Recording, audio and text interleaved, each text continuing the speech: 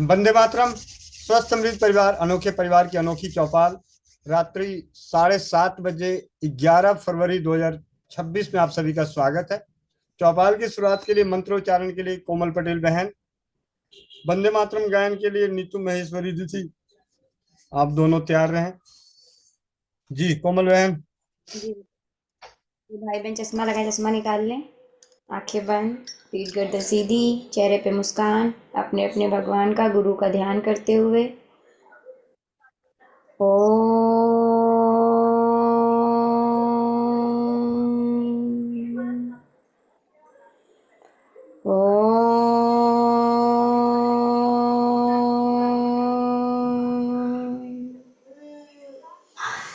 ॐ अखण्डमण्डलाकारं व्याप्तयेन चराचरं तत्पदं दर्शितं येन तस्मै श्री गुरुवे नमः। गुरुब्रह्मा गुरुविष्णु गुरुदेव महेश्वरा, गुरु साक्षात् परं ब्रह्म तस्मै श्री गुरुवे नमः। तस्मै श्री गुरुवे नमः। सभी लोग अपने अपने हाथों को रब करेंगे, आंखों पे रखेंगे और एक प्यारी सी मुस्कुराहट के साथ अपनी आंखें खोलेंगे। जय श्री राम, राधे राधे, वंदे मातरम सभी को। जी भैया। नीतू महेश्वरी जी। जी वंदे मातरम सभी को। वंदे मातरम, वंदे मातरम, सुजलां सुफलां मलयज शीतलां सस्यश्यामलां मातरं वंदे मातरम्। शुभ्रज्योत्स्नां पुलकितयामिनीं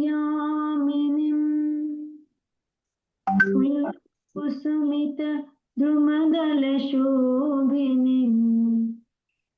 सुहासिनीं सुमधुरभाषिणीं सुखदां वरदां मातरं वन्दे मातरं, वन्दे मातरम्। कोटि कोटि कंठ कल कल निनाद कराले,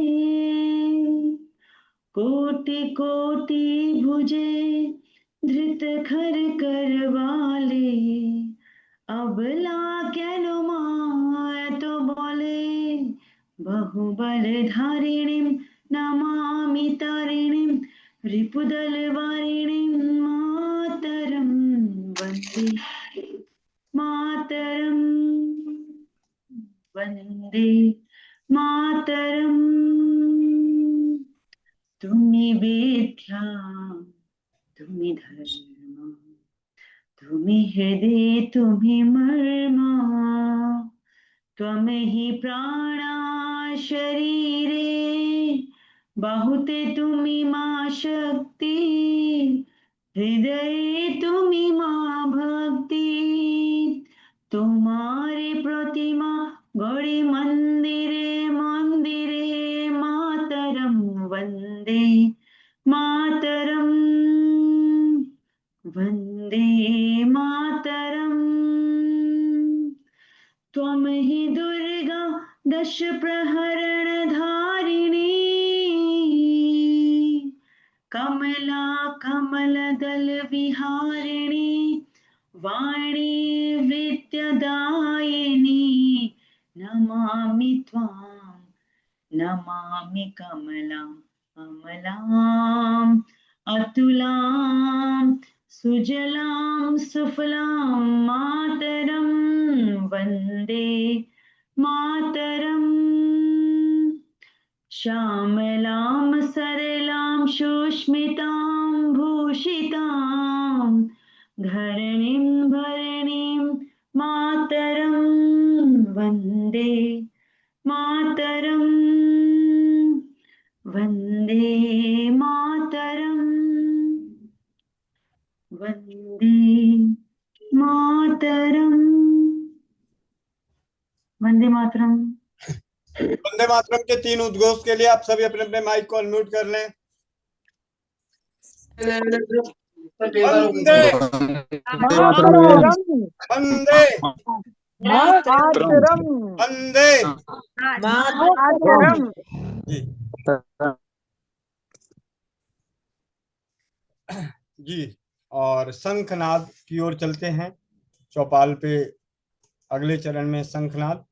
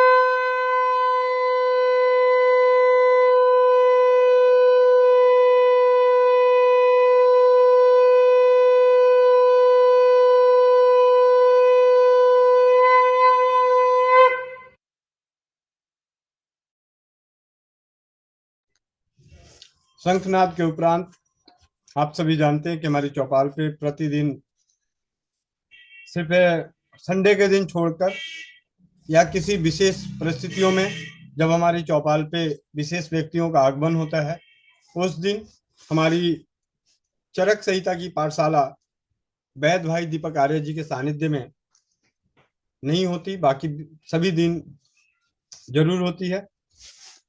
तो हम अगला स्वाध्याय की ओर चले, चरक संहिता की पाठशाला की ओर। उससे पहले आज से अब हर चौपाल शुरू होने से पहले एक किसी का सवाल और एक अनुभव, एक सवाल और एक अनुभव। तो सवाल पहले चर्चा का विषय पहले बना हुआ था सुनीता शर्मा दीदी का एक्जिमा का। तो चौपाल के जरिए परंपरागत ज्ञान, अनुभव, घरेलू उपचार के तहत उस एक्जिमा का क्या इलाज है, और अनुभव के लिए चौपाल पे आने से पहले ही हमारे बीच में ज्ञानी भाई पटना से उन्होंने अपना अनुभव शेयर करना है। तो इन दोनों का श्रवण करते हुए आगे हम अपनी चरक संहिता की पाठशाला में पहुंचेंगे। तो सबसे पहले सुनीता शर्मा दीदी भीलवाड़ा राजस्थान से, उन्होंने एक ऐसी माता का तकलीफ बताई कि एक्जिमा की तकलीफ है और हर इलाज तरीके से कर चुके हैं, आयुर्वेदिक, होम्योपैथी, सारी चीजें कर चुके हैं। तो जब सब चीज कर चुके होते हैं तो फिर रसोई घर पे अपनाना चाहिए, अपने घरेलू उपचारों को अपनाना चाहिए और नियमितता के साथ लंबे समय तक करना चाहिए, क्योंकि वो बाबूजी का खेत नहीं बिकने वाला। ठीक है। पिछले 9 सालों में अनेकों प्रकार की घरेलू औषधियां, घरेलू उपचार और स्वस्थ समृद्ध परिवार की ओर से खोजी गई हस्त निर्मित औषधियां भी काफी सारी प्रभावी रही। फिर भी उनकी बात ना करते हुए आज हम बात करते हैं एक ऐसी औषधि की जिसे हर घर में आराम से बना सकते हैं और स्वस्थ समृद्ध परिवार से जुड़े परिवार इन औषधियों के बारे में जानते भी हैं। 10 ग्राम फिटकिरी 10 ग्राम फिटकिरी को पानी में घोलकर इस पानी से एक्जिमा वाली त्वचा को साफ करना है। इसके बाद तंबाकू जो होती है, तंबाकू पान में जो खाते हैं तंबाकू, खैनी, खैनी जिसे कहा जाता है, बिहार की भाषा में खैनी कहा जाता है। तंबाकू का मतलब ऐसा नहीं कि गुटखा लेके आ गए, नहीं। 10 ग्राम तंबाकू सुबह में जल में भिगो देना है और शाम को इस जल से उस त्वचा को साफ करनी है, रोगग्रस्त त्वचा की सफाई करनी है। फिटकिरी के पानी से भी साफ करने हैं एक समय, और एक समय तंबाकू के पानी से साफ करना है। आक के पत्ते, आक का जो पेड़ होता है, मदार कहते हैं, अकौआ कहते हैं। इसके 10 ग्राम दूध यानी लगभग, छोटा चम्मच अगर लेते हैं तो 2 चम्मच दूध को 50 ग्राम सरसों के तेल में इतना पकाना है कि दूध जल जाए। अ, जो आग का दूध उसमें डालेंगे 2 चम्मच, वो दूध जल जाए और इसमें 2 ग्राम फिटकिरी की भस्म मिलानी है। खूब अच्छे से मिला के मथ के रख लें और दिन में 3 से 4 बार त्वचा पे लगानी है। जिस एरिया पे, जिस क्षेत्र पर ये तकलीफें हैं, सूखी या गीली एक्जिमा की, ऐसे तो किसी भी स्किन में चलेगा, स्किन की त्वचा त्वचा के रोग में बाहरी प्रयोग में।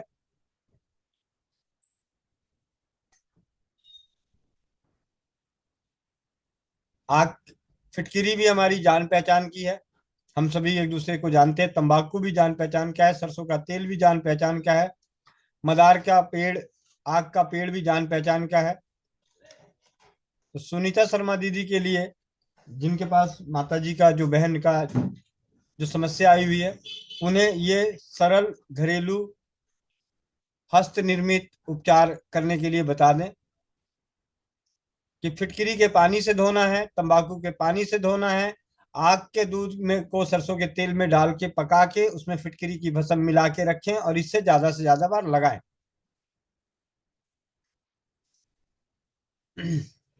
जी, अब चलते हैं ज्ञानी भैया की ओर, पटना से। जी भैया, ज्ञानी भैया, माइक अनम्यूट करें।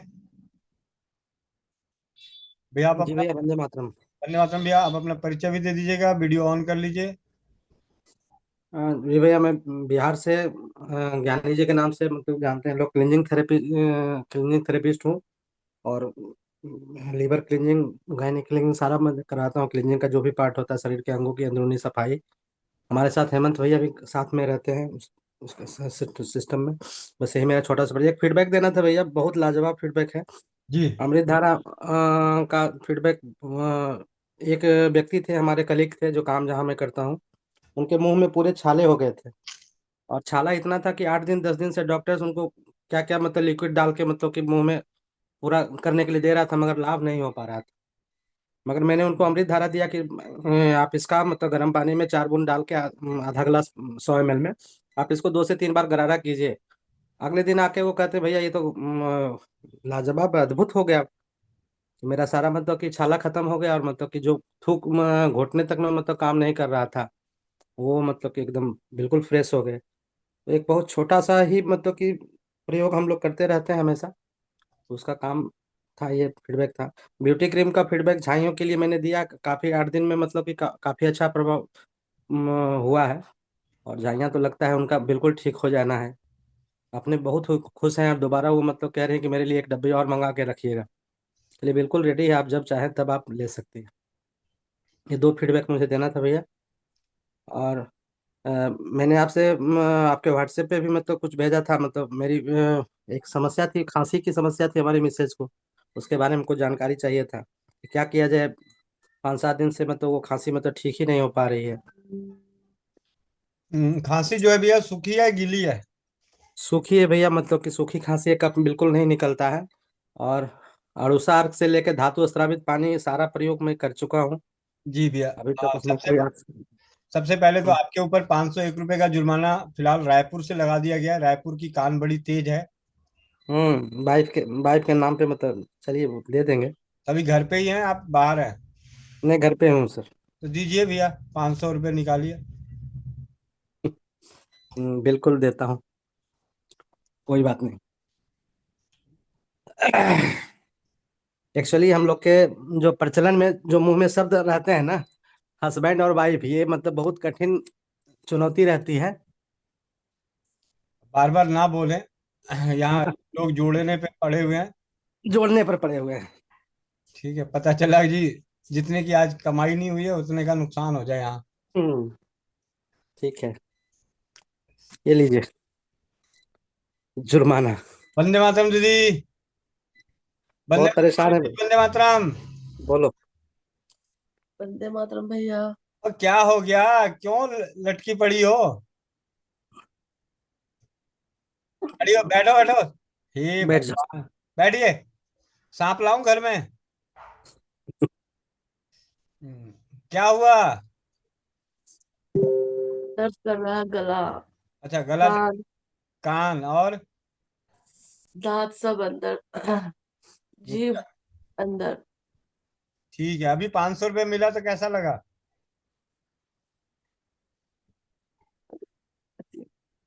आवाज बंद हो गई। बताइए। बहुत परेशान है भैया, बहुत दर्द कर रहा है। अभी दर्द की दवा मांग रहे थे कि भाई दर्द की दवा दे दीजिए या सुई दिलवा दीजिए। अच्छा, मतलब खांसी के कारण मतलब कि वो पूरा गला छिल गया भैया, मतलब आपने बताया कि। अब अभी तो 8 बज रहे हैं भैया। हम्म। ऐसा है कि होम्योपैथी की दुकान कितनी दूर है? हाँ मिल जाएगी भैया, अभी एक मतलब मार्केट में ही हूँ। दो दवाइयां तो अभी नोट कर लीजिए, एक ब्रोनिया और एक डसोरा। बंद हो गया। अच्छा। एक ब्रोनिया और एक डसोरा। अच्छा। ठीक है, ये दोनों हम्म। लेके आइए और दो दो बूंद इनको एक चम्मच पानी में, गुनगुने पानी में मिला के पिलाते रहिए। या तो ये आधे कप पानी में 10-10 बूंदे डाल दीजिए और एक एक चम्मच करके पिलाइए। दूसरी दवा कौन सी बताए भैया? ब्रोनिया तो लिख लिया। डसोरा, डासोरा। ल- दसोरा। हाँ। Power 200 number. हाँ, 200 पावर की। 10-10 बूंदे आधे कप पानी में डाल के उसमें हम्म। एक चम्मच उनको पिलाते रहिए। अच्छा। ठीक है। अभी हो रहा है टाइम, 8 बज रहा है। आप 8:30, 9, 9:30 बजे आपसे दोबारा बात करता हूँ। ठीक है भैया। ठीक है भैया, बाकी घर की चीजें बाद में बताता हूँ। पहले आप ये होम, तो ये दुकान बंद हो जाएगी तब ले। ले आता हूँ। जी जी। ओके भैया, थैंक यू। बहुत बहुत धन्यवाद। अब चलते हैं आगे हम अपनी स्वाध्याय की कक्षा पे। जी, दीपक भाई।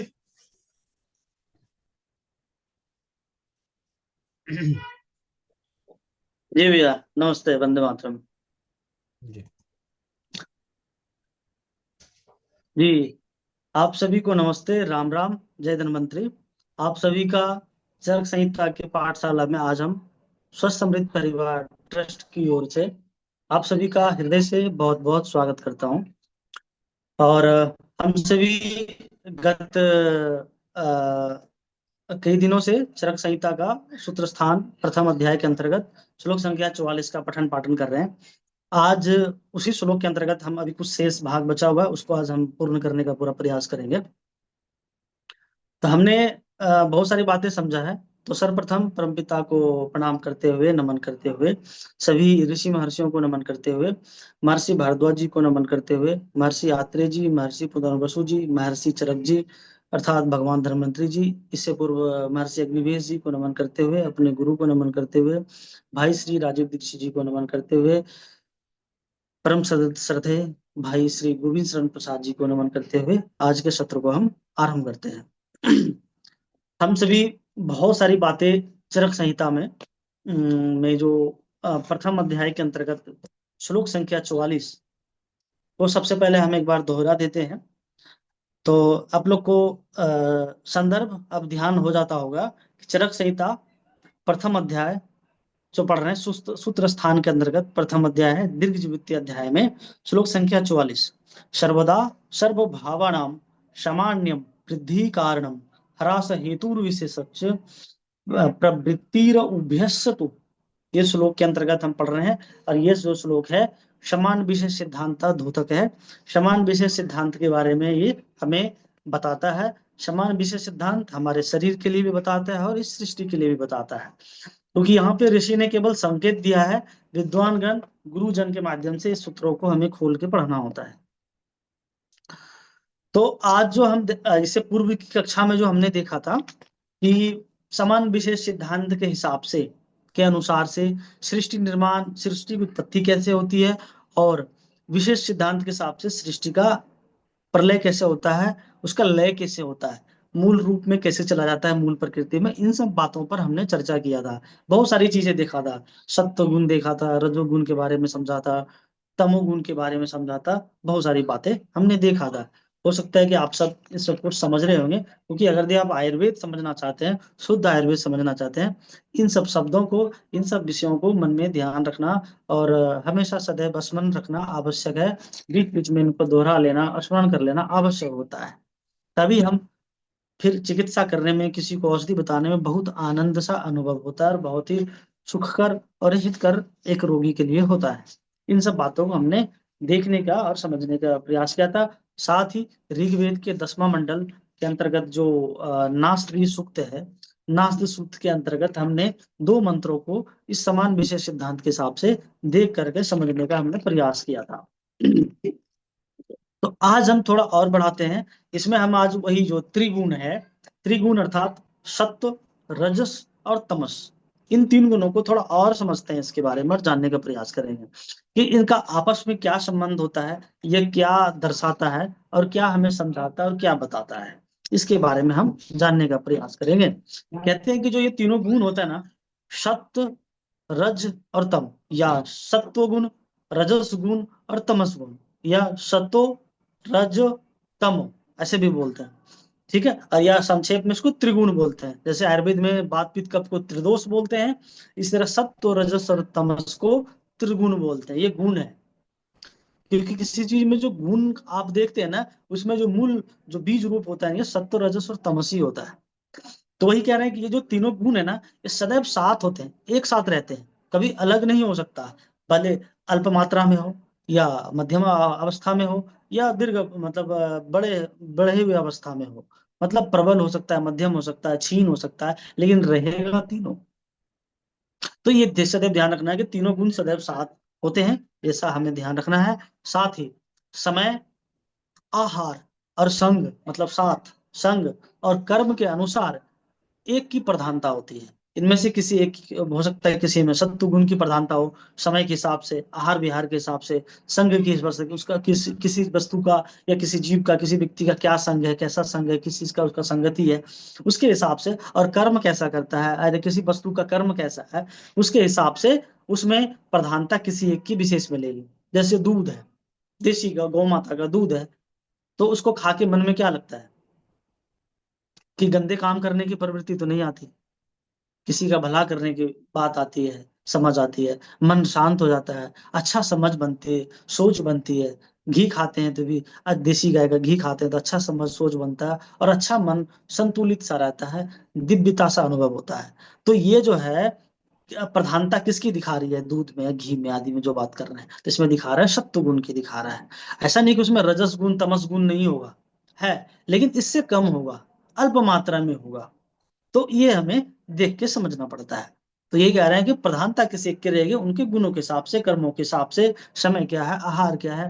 जैसे हम समय की बात करें तो दिन का समय, रात्रि का समय, ठीक है, इसके हिसाब से हम समझ कर सकते हैं कि कब सतोगुण होगा, कभी रजोगुण होगा, कब तमोगुण होगा। ये हम आगे सब पार्ट में आएगा, उसको हम समझेंगे।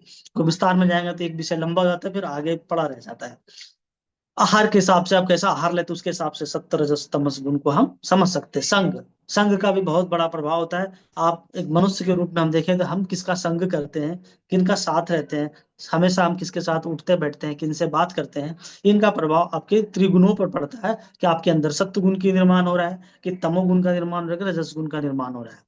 तो ये संघ का बहुत बड़ा प्रभाव पड़ता है। आप किसी अच्छे मित्र के साथ हैं, किसी अच्छे गुरु से पढ़ाई कर रहे हैं, समझ रहे हैं, किसी अच्छे महानुभाव से मिल रहे हैं, किसी अच्छे आचार्य से मिल रहे हैं, किसी अच्छे भाई बंधु बहन से मिल रहे हैं, जिससे आपका, अगर देव आपको अच्छे हित के लिए बात करते हैं, तो आपके अंदर सत्व गुण का निर्माण, तो ऐसा कहने का भाव है।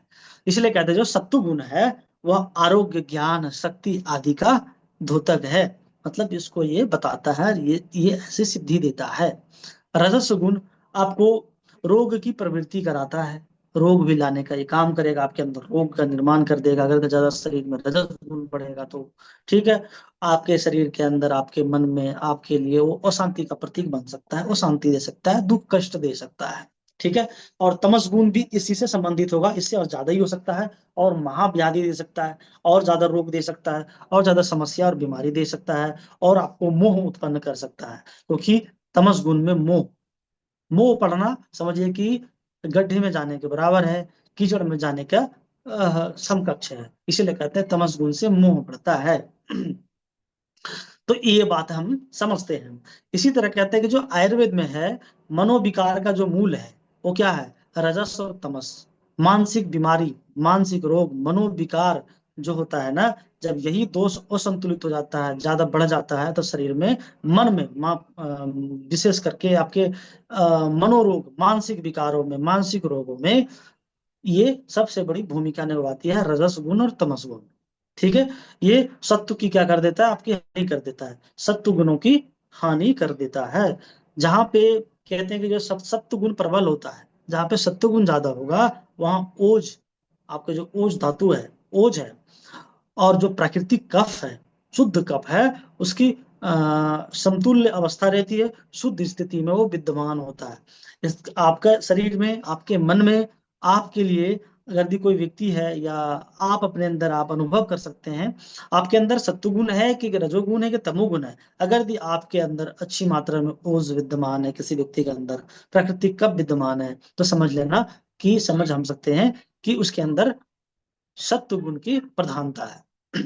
इसलिए देवों में, ऋषियों में, गुरुओं में, माता पिता, जो जिसके माता पिता अच्छे हित के लिए काम करते हैं, या जो बड़े होते हैं वो अच्छे हित के लिए काम करते हैं, तो उनका सत्व गुण का आप अनुमान लगा सकते हैं कि ये व्यक्ति सत्व गुणी है, इसलिए ये हित का काम कर रहे हैं। जहां पे भी हित का काम होगा वो सत्व गुण है। ठीक है, इसलिए राजीव भाई कई बार कहा करते थे अपने व्याख्यानों में, अंग्रेजी भाषा मत बोलो। अभी एक भाई जी ने पटना से अंग्रेजी भाषा बोले। अंग्रेजी भाषा आपके अंदर रजोगुण और तमोगुण को बढ़ाएगा, सत्वगुण को कम करेगा, क्योंकि अंग्रेजी भाषा बहुत ही गड़बड़ भाषा है, बहुत ही रद्दी भाषा है, ऐसा राजीव भाई कहा करते थे। तो अगर भी आप बार बार अंग्रेजी भाषा का प्रयोग करेंगे, अंग्रेजी शब्द का बोलेंगे, आपके अंदर सत्वगुण घट जाएगा, तो आपके अंदर रजो और तमोगुण बढ़ेगा। सोचिए, जो मुंह टेढ़ा टेढ़ा करके, मुंह स्टाइल मार मार के, जो आप, जो अंग्रेजी में लोग भाषण देते हैं, लेक्चर मारते हैं, बोलते रहते हैं, वो क्या कर रहे हैं? वो व्यक्ति सतोगुणी नहीं है, वो व्यक्ति रजो तमोगुणी है। इसलिए अंग्रेज, कल जो उससे पहले भी बोला था, जो अंग्रेज है कभी सतोगुणी बन पाए क्या? शायद ही। जब से इस भूमंडल से संस्कृत भाषा समाप्त हुई, तब से व्यक्ति के अंदर से सतोगुण समाप्त हो गई है और रजोगुण और तमोगुण बढ़ गया है। इसीलिए संस्कृत भाषा का अधिक से अधिक प्रयोग करें, संस्कृत शब्दों का अधिक से अधिक उच्चारण करें, ताकि आपके अंदर सतोगुण की वृद्धि हो सके। इसीलिए इसीलिए देखिए, भाषा भी आपको बता देता है कि वो व्यक्ति कैसा हो सकता है, वो व्यक्ति, उस क्षेत्र में रहने वाला व्यक्ति कैसा हो सकता है, मानसिक स्थिति कैसा हो सकता है, व्यक्ति का व्यवहार, सोच, समझ, आचरण, चरित्र कैसा होगा। तो इसीलिए एक एक शब्द देखिए, आयुर्वेद कितना विस्तार से आपको समझ देता है।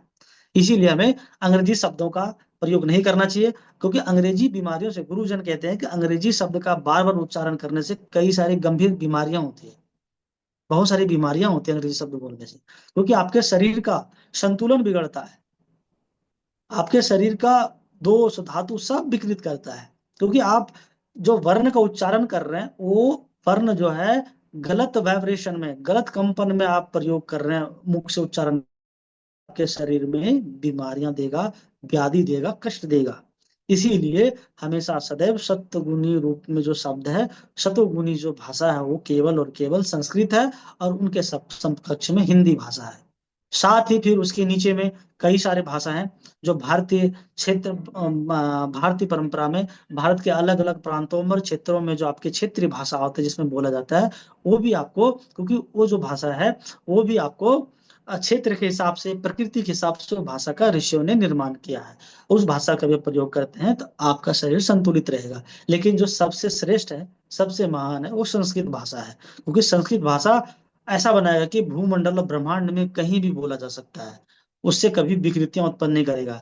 लेकिन अगर दी कोई व्यक्ति, मान लिया जाता है पंजाब का व्यक्ति है, वो अगर दी किसी दक्षिण भारत क्षेत्र में जाके बार बार वो पंजाबी भाषा बोलता है, तो उनके लिए भी वो उपयुक्त नहीं होगा। वो जो जो जिस क्षेत्र में रहे, उसको वही भाषा बोलना चाहिए। भले आज भारत आजाद होने के बाद लोगों ने हिंदी भाषा राष्ट्र भाषा बना दिया, ठीक है, ये तो ठीक है, ये थोड़ा सा मिला जुला के लिए बहुत अच्छा है, क्योंकि हम हिंदी कहीं भी प्रयोग कर सकते हैं, ये जो है कि हम भारतवर्ष के हर लोग बोल पाते हैं और इसको समझ सकते हैं, ये संस्कृत के समकक्ष है। लेकिन जो अन्य भाषा है, पंजाबी है, मराठी है, तमिल है, तेलुगु है, बंगाली है, भोजपुरी है, मैथिली है, अंगिका है, ऐसे कई सारे जो भाषाएं हैं अन्य अन्य क्षेत्रों में जो बोले जाते हैं, राजस्थान में राजस्थानी भाषा कुछ हो सकता है बोलने के लिए हो, ठीक है, तो वो उस क्षेत्र के हिसाब से बहुत अच्छा है। जैसे राजस्थान के जो माताएं बहनें होती हैं, बुजुर्ग हैं, वो अपने क्षेत्र की भाषा बोलते हैं। बिहार की कोई माताएं बहनें हैं, वो अपने क्षेत्र की भाषा बोलते हैं। पंजाब की कोई माताएं बहनें, वो क्षेत्र की भाषा बोलते हैं अपने क्षेत्र के। कश्मीर का हो तो कोई अपने क्षेत्र की भाषा बोलते हैं। उसके लिए वो प्रकृति के हिसाब से वो सही है बोलना, ठीक है। लेकिन अगर दी और साथें बेहतर हो तो संस्कृत ही सबको बोलना चाहिए, सबसे अच्छा माना जाता है। लेकिन अंग्रेजी ना बोलें, क्योंकि ये आपके पूरा संपूर्ण आपका जो ये पिंड है ना पूरा खराब कर देगा। जो आपका ब्रह्मांड है ना छोटा सा, इसको पूरा डिस्टर्ब विकृत कर देगा, खराब कर देगा।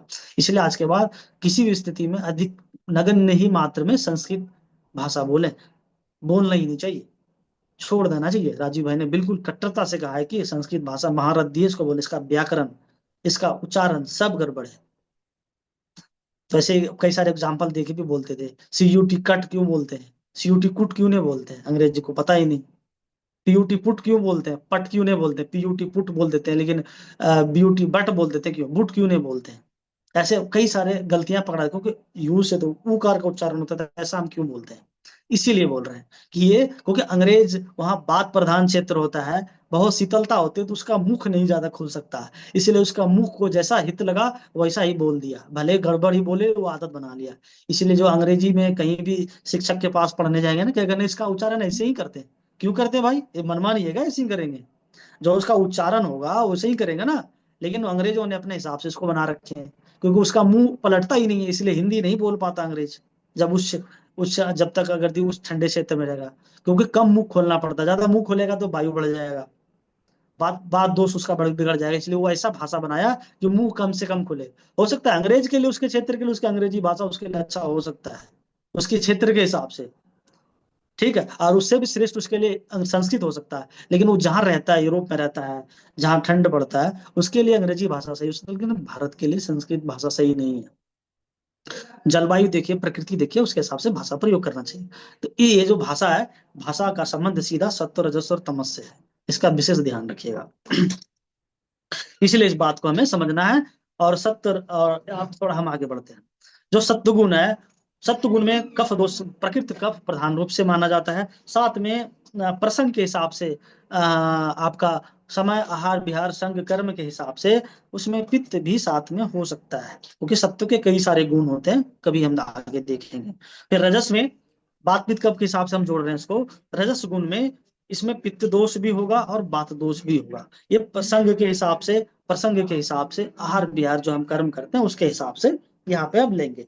और तमस गुण में भी कफ होगा, लेकिन तमस गुण में प्राकृत कफ नहीं होगा, कुपित कफ होगा, विकृत कफ होगा, जो बीमारी देने वाला कफ होता है वो। और इसमें थोड़ा बात दोष भी मिलेगा अल्प मात्रा में, ठीक है, प्रसंग के हिसाब से, संघ के हिसाब से, वो हम देखेंगे ये चीजें। साथ ही हम आगे बढ़े तो कहते हैं कि जो रजोगुण है, अगर यदि रजोगुण बढ़ेगा तो वहां पर उष्णता के लक्षण भी मिलेगा। रजोगुण में जैसे बात का, रजोगुण में ज्यादातर बात प्रधानता होता है, लेकिन थोड़ा पित्तता का भी असर देखने को मिलता है। तो वही कह रहे हैं, लक्षण अवश्य मिलेगा उसमें, रजोगुण में पित्तता का भी मिलेगा, उष्णता का भी मिलेगा। चाहे जैसे मान लो मन में आपका क्रोध उत्पन्न हुआ, अधीरता हुआ, मन में क्रोध अधीरता किसका द्योतक है, रजस गुण का ही तो है। रजस गुण भी इसमें प्रधानता होती है, क्रोध आने में, अधीरता होने में, जल्दी जल्दी होने में। तो इसमें बात का संबंधित तो हो गया।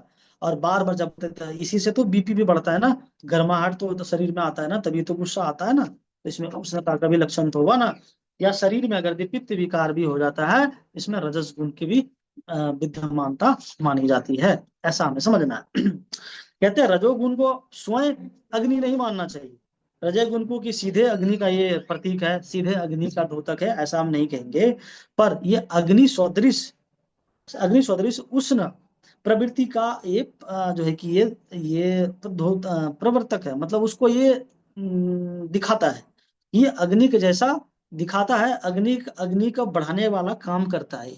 साइड से माफ करिएगा, मैं भी अंग्रेजी बोल दिया, मतलब कि अलग से ये जो है कि थोड़ा अलग रूप में, ये अलग स्थिति में ये क्या करता है, अग्नि का ये जो है कि द्योतक बनाता है, अग्नि का प्रवर्तक के रूप में ये दिखाता है। इसलिए कहते हैं कि रजोगुण जो है उष्ण भी है। मतलब कि जैसे आग जल रही है कहीं पे, अगर यदि वहां पे मंद मंद हल्की हल्की वायु अगर यदि हम देते हैं हवा ना, तो क्या होता है, अग्नि और प्रज्वलित और तेज होती है। तो यहाँ पे वायु क्या किया, मतलब सीधे रूप से वो अग्नि नहीं है, लेकिन अग्नि को थोड़ा सा सहयोगी रूप में वो बढ़ाने का काम कर रहा है। वही कर रहे हैं, जो रजोगुण है अग्नि को सहयोगी रूप में बढ़ाने का काम करता है, पित्त को सहयोगी रूप में बढ़ाने का काम करता है। तो इसलिए हम आगे बढ़े, हम इन बातों को हम आगे समझते हुए अब जैसे सृष्टि है, सृष्टि में हमने क्या समझा था कि ये सामान्य प्रधान काल के हिसाब से, और स्थिति जो होता है साम्यावस्था को दिखाता है, और प्रलय जो है विशेष प्रधान काल होता है। काल मतलब स्थिति को दिखा रहा है, और सृष्टि कैसा काल की स्थिति में होता है, जब सामान्य प्रधान स्थिति होती है, सामान्य की सामान्य सामान्य गुण की वृद्धि होने का जो काल होता है, उससे सृष्टि बनता है, इसीलिए उसको कहते हैं सृष्टि ऐसे बनता है। ये चीजें, तो सब बातों को, इन सब बातों को हम ध्यान रखेंगे। सामान्य से क्या होता है, हमने पढ़ा, सामान्य से सृष्टि का विस्तार होता है, विशेष से सृष्टि का लय होता है। ठीक है, पूरी तरह से नष्ट नहीं हो जाएगा, खत्म नहीं हो जाएगा, शून्य नहीं हो जाएगा, लय होगा, मतलब मूल प्रकृति में लय चला जाएगा। हमेशा याद रखना है कि मूल प्रकृति में लय हो जाएगा। इसलिए कहते हैं जो ब्रह्मांड में प्रलय है, वही शरीर में क्या होता है, समन का काम करता है। शरीर में तो पूरा समय में, शरीर में भी लय क्या है, लय रूप में क्या है, समन है। ऐसा नहीं कि पूरी तरह से बात दोष बढ़ा, तो अब जो औषधि हमने खाया पूरी तरह से बात दोष का प्रलय नहीं कर दिया, पूरी तरह से बात दोष को शून्य नहीं कर दिया, समन किया, प्रकृत अवस्था में उसकी मूल प्रकृति में लाके छोड़ दिया। कितना प्रकृत अवस्था है बात का, उतना लाके छोड़ दिया। तो ये सब देखिए बात हमें समझने के लिए। अब थोड़ा सा हम पंच महाभूत में आते हैं, जो हमें समझना ही चाहिए कि पृथ्वी जल अग्नि वायु आकाश, या उससे विपरीत बोलेंगे तो आकाश वायु अग्नि जल और पृथ्वी। इसके हिसाब से हम देखते हैं कि पंच महाभूतों में क्या क्या धारणा होता है, क्या क्या धारणता रहती है, क्या क्या गुण विद्यमान रहता है। जैसे पृथ्वी को ले अभी, पृथ्वी मिलेगा स्थिरता, पृथ्वी क्या है, स्थिर है, स्थिरता है, धैर्यता है, कठोरता है पृथ्वी में। जहां भी लगेगा कहीं पे किसी के व्यक्ति के शरीर में कठोरता आ गई, कहीं मतलब गांठ बन गई जो कि बहुत कठोर है, हिल नहीं रहा है, दब नहीं रहा है, वहां पे आप क्या समझेंगे, उसके अंदर पृथ्वी तत्व बढ़ा हुआ है। तो पृथ्वी तत्व को अब हमें समन करने के लिए क्या औषधि दें, उसमें हम औषधि निघंटु शास्त्र देखेंगे। हमें सूत्र पकड़ने की बात कर रहे हैं, इसलिए बता रहे हैं। जल है, जल में क्या होता है, बंधन गुण होता है। जल किसी चीज को क्या करता है, बांधने का काम करता है। मिट्टी में अगर जल मिला के दो तो मिट्टी बनता है ना, कहीं लेपने के काम आता है ना, कहीं चीज को जोड़ने का काम होता है ना। अब मूर्ति बनाते हैं, प्रतिमा बनाते हैं, तो मिट्टी पानी के जल के बिना बन सकता है क्या प्रतिमा, मिट्टी में पानी मिलाना पड़ता है। तो जल को कहते हैं बंधन रूप में भी ये काम करता है। साथ में द्रवता होता है, ये तरल गुण भी होता है जल। अग्नि क्या होता है, उष्णता होता है, साथ ही ये परिवर्तन का काम करता है। मैं अग्नि का और भी गुण पहले पढ़ा था, तीक्ष्ण पढ़ा था, ठीक है, आदित्य भी देखा था। यहाँ पे उष्णता दिख रहा है, और एक गुण मेरा परिवर्तन, अग्नि किसी चीज में परिवर्तन कर देता है। पानी को बार बार उबालो तो भाप बन जाएगा, तो ये परिवर्तन किया ना अग्नि, ये चीज है। अब किसी चीज को अग्नि लगा दो किसी लकड़ी में तो जल के राख बन गया ना, तो परिवर्तन कर दिया ना, ये चीज कर रहा है। ये अग्नि परिवर्तन का काम भी करता है। वायु क्या करता है, गति का काम करता है। वायु में जहां भी शरीर में गति है, ब्रह्मांड में कहीं भी गति है, वहां पे वायु का मुख्य भूमिका आता है। ठीक है, और उसमें सूक्ष्म में जाओगे तो वायु और भी तन्मात्राओं आदि से दूर और चले जाओगे तो और सूक्ष्म हो जाएगा, रश्मियां और सूक्ष्म हो जाएगा। लेकिन हम स्थूलता में देख रहे हैं, तो आप पृथ्वी में या ये भूमंडल में, पृथ्वी मंडल में आप कहीं भी देख रहे हैं, जो गति है उसमें वायु का बहुत बड़ी भूमिका होती है। ये हम आयुर्वेद के हिसाब से समझने का प्रयास कर रहे हैं कि हमारे शरीर में जो गति है, क्यों, वायु के कारण हर चीज गति है। चाहे हम आंख को पलक रहे हैं, होठ को हिला रहे हैं, शरीर को हिला रहे हैं, चल रहे हैं, सब में वायु की प्रधानता है।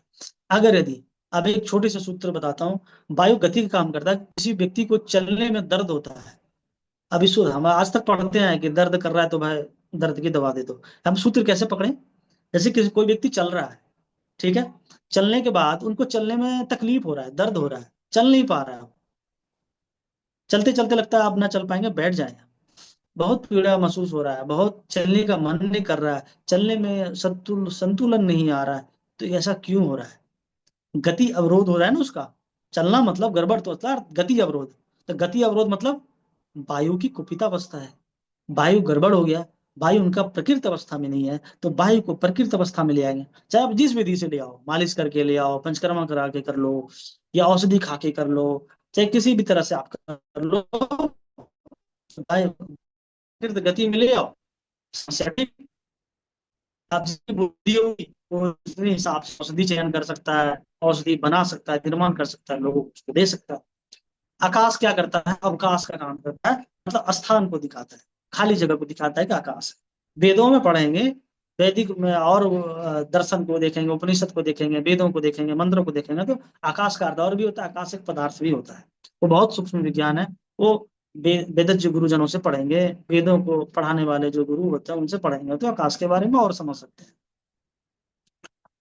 इसीलिए कहते हैं कि जो सृष्टि में है, जो ये गुण है, समान रूप से समर्थ रहते हैं, समान रूप से। पृथ्वी तत्व, जल तत्व, अग्नि तत्व, वायु तत्व, आकाश तत्व, और इसका जो गुणता है, गुण है, अस्थिरता, कठोरता आदि जो हम बोले, ये सब समान रूप से सामर्थ्य रहते हैं, इसलिए स्थूल जगत बना रहता है। इसलिए जो स्थूल जगत जैसे पृथ्वी है, आकाश है, तारे है, क्यों बना हुआ है? इसलिए बना है कि जो ये पंच महाभूत है, ये क्या है? सब चीज तो पंच महाभूतों से तो बना है ना, जो भी स्थूल पदार्थ हम देख रहे हैं, चाहे तारों को ले लो, ग्रह को ले लो, प्रकाश ले लो, जो भी चीजें हम देख रहे हैं, वनस्पतियां देख लो, जो भी चीजें हैं, सब कुछ ये क्या है? आ, पंच महाभूत का एक साम्यावस्था में है, एक समान संतुलन में, इसीलिए सब टिका हुआ है। और पृथ्वी जो पंच महाभूत, तो पृथ्वी में तो पंच महाभूत है ना। पृथ्वी जो देख रहे हैं, धरती, केवल ये पृथ्वी नहीं है, ये हम बोल देते हैं पृथ्वी, जो कि स्थूल भाग है ना ये पूरा का पूरा, इसलिए पृथ्वी बोलते हैं। लेकिन इसमें भी जल जल तत्व है, इसमें भी अग्नि तत्व है, इसमें भी वायु तत्व, इसमें भी आकाश तत्व है, सबकी साम्यावस्था है, इसीलिए पृथ्वी टिका हुआ है ग्रह के रूप में। अगर इसकी साम्यावस्था भंग हो जाएगी तो पृथ्वी नष्ट हो जाएगी। ये चीज है। तो अब आगे हम बढ़ते हैं, थोड़ा विशेष के बारे में और करते हैं, विशेष क्या करता है आगे और देखते हैं। कहते हैं कि विशेष उस महाभूत के धारण गुण का एक विरोध करने वाला होता है, और वही जो महाभूत है, हमने भी पढ़ा था, पृथ्वी, जल, अग्नि, वायु, आकाश, इसका विरोध जो करेगा वो विशेष बन जाएगा। जैसे पृथ्वी में हमने पढ़ा स्थिरता और कठोरता, पृथ्वी में हमने देखा कि स्थिरता और कठोरता है, तो स्थिरता और कठोरता का विरोध, स्थिरता का विरोध कौन करेगा? तो प्रवाह कर देगा। कठोरता का विरोध क्या कर देगा? जो नर्म हो, जो हल्का हो, जो जो मृदु हो, वो क्या कर देगा? कठोरता का विरोध कर देगा। ठीक है। तो प्रवाह युक्त कुछ चीजें आप उसमें आप गुण डाल दोगे, तो स्थिरता, कठोरता आदि समाप्त हो जाएगा। पृथ्वी का विरोधी हो गया, विशेष बन गया। औषधि में भी देखेंगे, हमें प्रवाह युक्त कोई औषधि हो जो हम वो दे, ताकि स्थिरता, कठोरता दूर हो जाए। जैसे क्या था, जैसे जल था, वो बंधन का गुण उसमें होता है, तो बंधन का गुण होता है, तो और द्रवता का भी गुण होता है, तो बंधन का विरोध कौन करेगा? उष्मा। अग्नि दोगे तो बंधन टूट जाएगा, और द्रवता भी उष्मा से टूट सकता है। ठीक है, टूट जाएगा। और उसी तरह से अग्नि है, उसमें उष्मा गुण होता है। ठीक है। और अग्नि में परिवर्तन गुण होता है, तो उष्मा का विरोध कौन करेगा? शीतलता। ठीक है। तो क्या हो जाएगा? उष्मा का नष्ट हो जाएगा। ठीक है। और छीन कर देंगे, ठीक है, छीन ऊर्जा दे देंगे, तो उसका परिवर्तन भी कम हो जाएगा। परिवर्तन मतलब जो परिवर्तन करने का गुण है उसमें और परिवर्तन में छीन कर देंगे, ह्रास कर देंगे, स्थिरता ला देंगे, और ठीक है, तो क्या हो जाएगा? समाप्त हो जाएगा। ठीक है। ये चीज हम कर सकते हैं अग्नि में। ठीक है। तो ये चीजें हम समझ सकते हैं। आगे था वायु। वायु में क्या होता है? गति का गुण होता है, तो गति का विरोध कौन करेगा? शून्यता, मतलब कम कर देना, उसकी स्थिरता ला देना। शून्य की ओर जाएंगे हम तो गति कम हो जाएगी। किसी किसी गाड़ी की स्पीड 100 किलोमीटर है, उसकी गति कम कैसे होगा? शून्य की ओर आएंगे तभी तो कम होगा ना, तो वही कह रहे हैं शून्यता। आकाश, अवकाश है, खाली स्थान है, इसका विरोध कौन करेगा? अव्यक्त। यह नाश नहीं, लय है। क्या कहते हैं? अव्यक्त जो है, आकाश क्या एक व्यक्त है, और इसका नाश कौन कर सकता है? अव्यक्त इसको खत्म कर सकता है, वो दिखे ही ना आकाश, तो अव्यक्त ही तो उसको खत्म कर सकता है ना।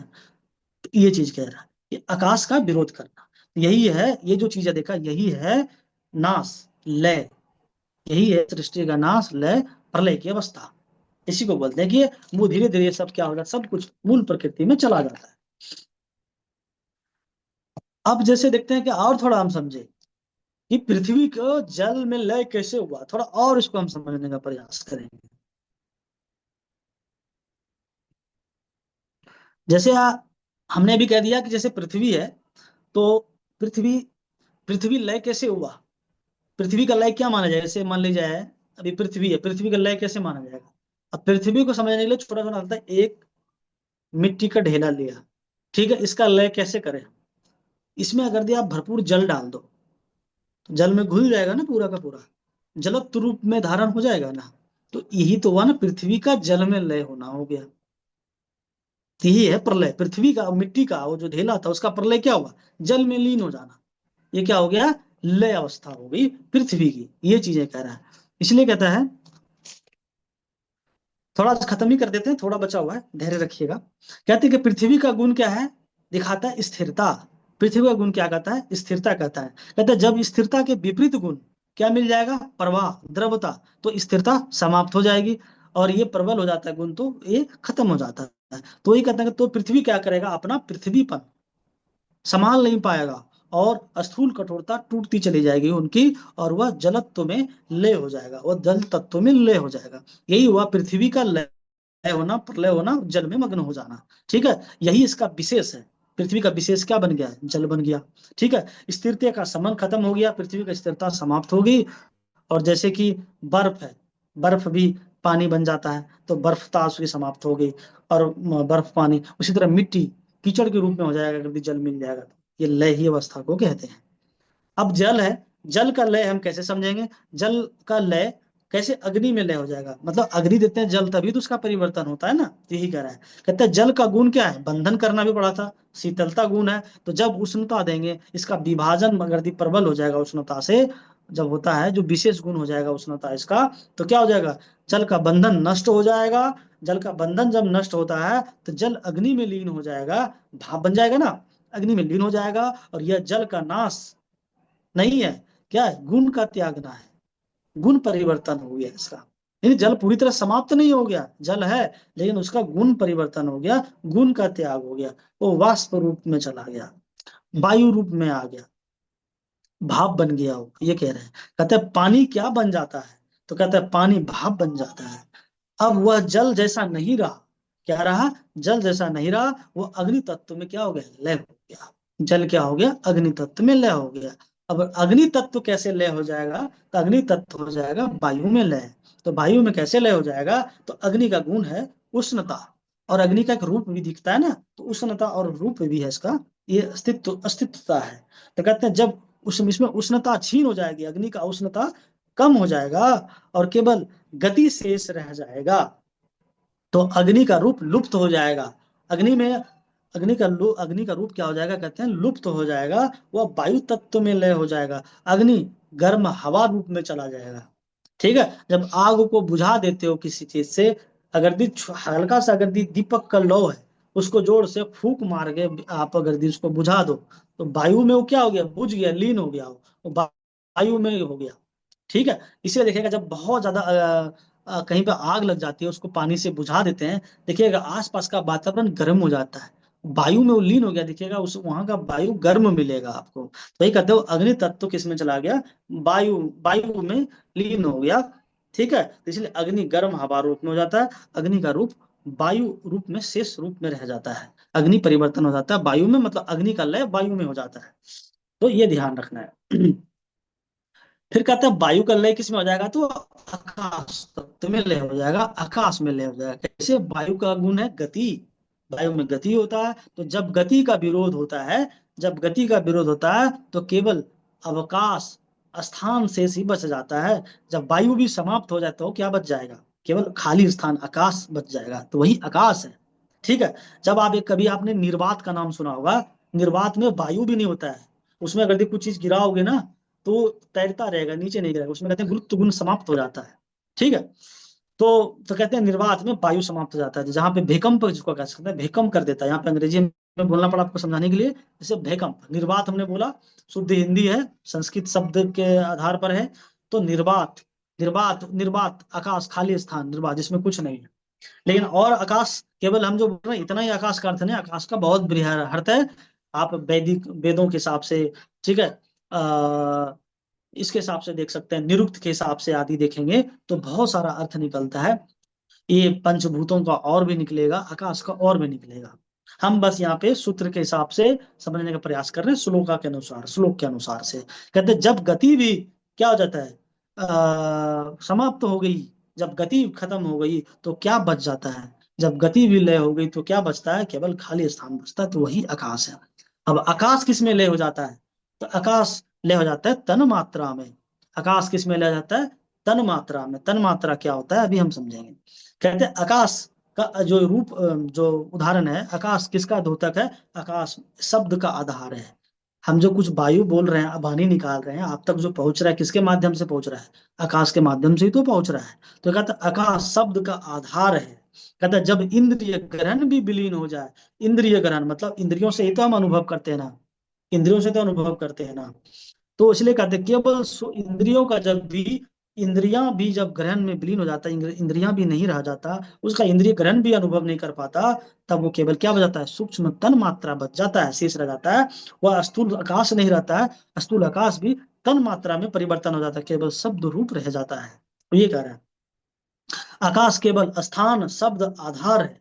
आकाश क्या है? केवल स्थान है और शब्द का आधार है। शब्द किस में रहता है? आकाश में रहता है। कहता है जब इंद्रियों का व्यवहार भी लय हो जाए, इंद्रियां जो काम करता है जिस तरह से, उसका व्यवहार भी समाप्त हो जाए, वो खत्म हो जाए, चला जाए, तो क्या हो जाएगा? केवल स्थूल आकाश नहीं रह जाएगा, केवल सूक्ष्म बीज तन्मात्रा रूप में रह जाएगा, सूक्ष्म बीज तन्मात्रा रह जाएगा। तन्मात्रा क्या होता है? तन्मात्रा जैसे शब्द तन्मात्रा ये आकाश का है, ठीक है। स्पर्श तन्मात्रा वायु का है, रूप तन्मात्रा तेज अग्नि का है, ठीक है। रस तन्मात्रा जल अप का है, जल को आपा भी कहते हैं, ठीक है। और गंध पृथ्वी का है, ठीक है। तो तन्मात्रा होते हैं शब्द स्पर्श रूप रस गंध, शब्द स्पर्श रूप रस गंध, ये तन्मात्रा कहलाती है, ठीक है। तन्मात्रा के बारे में और भी हम पढ़ेंगे, चरक संहिता, सुश्रुत संहिता, अष्टांग हृदय आदि में देखने को मिलता है। अब तन्मात्रा तक हो गया। तन्मात्रा फिर किसमें विलीन हो जाता है? वो अव्यक्त में। अव्यक्त किसमें? मूल प्रकृति में। तन्मात्रा से भी सूक्ष्म तन्मात्रा किसमें लीन होगा? विलीन हो जाएगा, लय हो जाएगा, उसका प्रलय हो जाएगा, तो तन्मात्रा में हो जाएगा, अव्यक्त में हो जाएगा। कहते हैं तन्मात्रा भी क्या है? एक सूक्ष्म विशेषता है। विशेषता मतलब जो किसी चीज का लय करता है। तन्मात्रा किसका लय किया था? आकाश का ही तो लय किया था ना। आकाश के लिए क्या हुआ? तन्मात्रा विशेष हुआ, तो विशेषता है, यही भेद है, ठीक है। जब भेद भी क्या होता है? भेद भी मिट गया, ठीक है। विशेषता क्या है? भेद है। तो कहता है जब भेद भी मिट जाए, तन्मात्रा का भेद भी मिट गया, जब वह भी तन्मात्रा भी क्या होता है? साम्यावस्था में लीन हो जाती है, साम्यावस्था में चला जाता है, ठीक है। साम्यावस्था मतलब वो मूल प्रकृति अव्यक्त में लीन हो जाता है, ठीक है। जब तन्मात्रा भी अव्यक्त में लीन हो जाएगा, अंतिम प्रलय अवस्था, ठीक है। जब यहाँ पहुंच जाता है तन्मात्रा में, और तन्मात्रा जब प्रलय, तन्मात्रा भी समाप्त हो जाती है, तो अव्यक्त मतलब मूल प्रकृति में लीन हो जाता है, तब यही कहलाता है पूर्ण प्रलय और पूर्ण लय कहलाता है, ठीक है। थोड़ा हम उदाहरण से देखें अब एक रोग के हिसाब से। जैसे मान लें किसी व्यक्ति के शरीर में शोथ हुआ, सूजन हुआ, ठीक है। उसमें क्या क्या तत्व दिखेगा? हम अगर पंचभूत के हिसाब से देखें तो उसमें मिलेगा पृथ्वी तत्व, पृथ्वी तत्व मिलेगा, और जल की वृद्धि मिलेगा, जल तत्व मिलेगा, ठीक है। इसमें पृथ्वी तत्व मिलेगा और जल तत्व का मिलेगा। पृथ्वी में क्या होता है? गुरुता होता है, स्थिरता होता है, ठीक है। वो स्थूलता दिखता है। तो क्या होता है? वो जो स्रोत होता है उसमें स्थूलता तो होता है ना, गुरुता होता है ना, भारीपन होता है ना। तो पृथ्वी तत्व दिखेगा, और जल तत्व, स्रोत में थोड़ा जल का भी भाव मिलता है। कहीं कहीं दोषों के हिसाब से बातल स्रोत भी हो सकता है, उसमें हो सकता है जल ना भी मिले। कि जगह कफज होगा तो उसमें क्या मिलेगा? पृथ्वी मिलेगा और जल मिलेगा, ठीक है। तो उपचार में हम क्या देंगे इसके विशेष में? तो हम इसका प्रलय कैसे करेंगे, इसका लय कैसे करेंगे? इस स्रोत का शरीर में लय मतलब शरीर में स्रोत लय कर देना है, मूल अवस्था में ला देना है, मूल प्रकृति में ला देना है। तो कैसे ला देंगे? इसमें उष्णता देंगे, इसके लिए अग्नि बनेगा, लय का काम विशेष बनेगा, लय का काम करने का। रुक्षता देंगे मतलब, ठीक है। और मतलब रूखापन देंगे, रुक्ष चीजें देंगे, क्योंकि ऐसे भी वो गीला है तो उसमें रुक्ष चीजें देंगे ना, रुक्ष देंगे, और लघु देंगे, हल्की चीजें देंगे। ये तीनों गुण क्या करेगा? पृथ्वी और जल की साम्यावस्था को ले आएगा। शरीर में जो अधिक से ज्यादा हो गया पृथ्वी और जल मात्रा, उसको खत्म कर देगा, उष्णता, रुक्षता और लघुता से।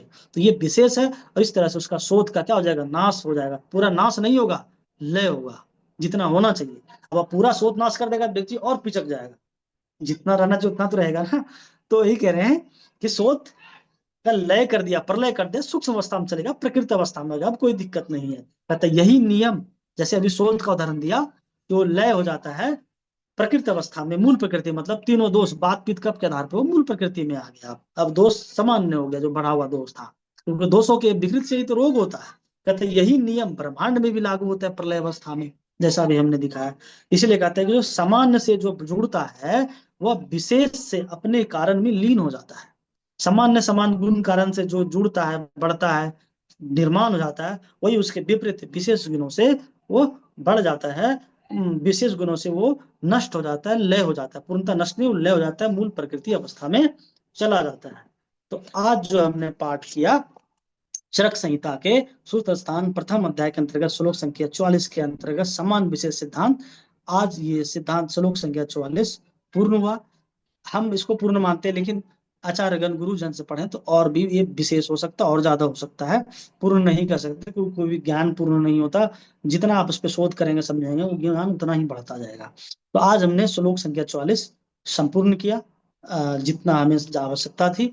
आगे हम अगला दिन लेंगे श्लोक संख्या 45, यह भी समान विशेष सिद्धांत पर ही है।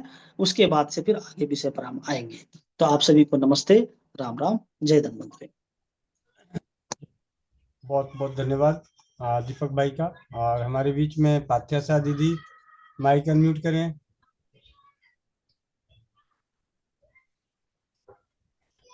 दीदी, आपके फोन की कोई सेटिंग ऐसी जरूर खराब हुई है जिससे कि आपकी आवाज जूम नहीं पकड़ रहा है।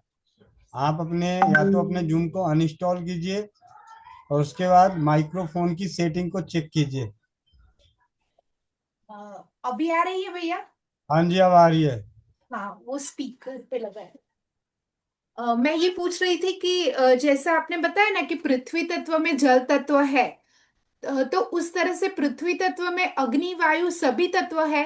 तो ऐसा समझना है कि सभी तत्वों में सभी है। तो जब पृथ्वी तत्व का लय करेंगे तो जल तत्व का भी लय हो जाएगा, ऐसा कुछ समझना है।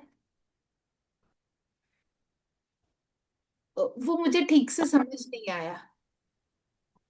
दीदी ऐसा है, अभी थोड़ी देर पहले मैंने अभी बात किया था त्रिगुण की, सत्व रजस और तमस, है ना, किया था ना। तो हाँ। ये तीनों गुण सदैव साथ होते हैं, सदैव साथ होते हैं। जब सदैव साथ होते हैं तो किसी की स्थिति के हिसाब से उसकी प्रधानता हो सकती है, कहीं पे सत्वगुण की प्रधानता, कहीं पे रजोगुण की प्रधानता, कहीं में तमोगुण की। तो ऐसा नहीं कि दूसरा गुण नहीं होगा, वो भी होगा।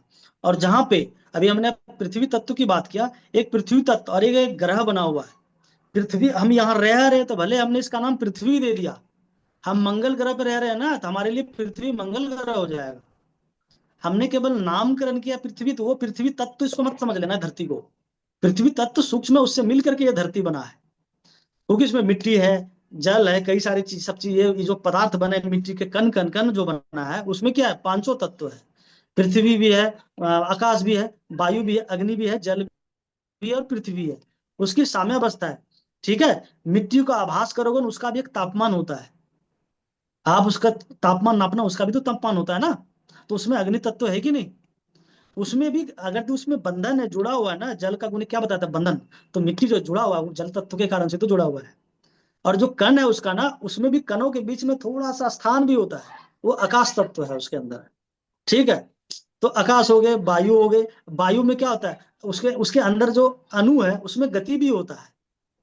अणु है तो गति भी होता है, उसमें वायु तत्व भी है। ठीक है। तो वो देखना पड़ता है, अग्नि वायु अग्नि जल फिर पृथ्वी, वो स्थूल रूप जो दिख रहा है वो पृथ्वी तत्व है।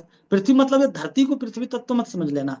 ऐसा नहीं है केवल हम कहने के लिए बोल देते हैं पृथ्वी, लेकिन हम अगर दी मान लीजिए मंगल ग्रह पे होते हैं ना, शनि ग्रह पे होते हैं, हमारे लिए शनि ग्रह पृथ्वी कहलाता है। हम अपनी हिसाब से समझ रहे हैं, और मुझे लगता है जो हम समझ रहे हैं ठीक समझ रहे हैं। तो हम इस ग्रह पे रह रहे हैं, इसलिए हमारे ऋषियों ने इसको नाम पृथ्वी दिया। कई लोग कहते हैं राजा पृथ्वी हुए थे, उसके नाम से इसका नाम पृथ्वी पड़ गया। जी, मतलब तो क्या पता पृथ्वी इसको संज्ञा है सिर्फ। हाँ, संज्ञा इसका नाम दिया गया, लेकिन इसको पृथ्वी तत्व मत समझ लेना, अच्छा। क्योंकि पृथ्वी तत्व से मिलके बना है, उसमें और भी तत्व हैं। हम ऐसा समझे। जी। ठीक है।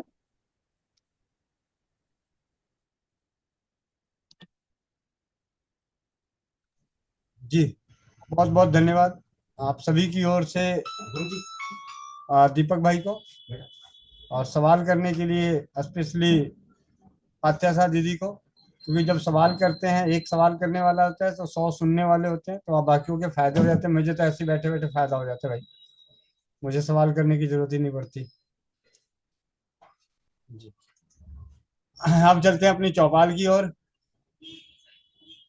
चौपाल सबसे पहले हैंड्रेस है, इनसे ही बात करते हैं।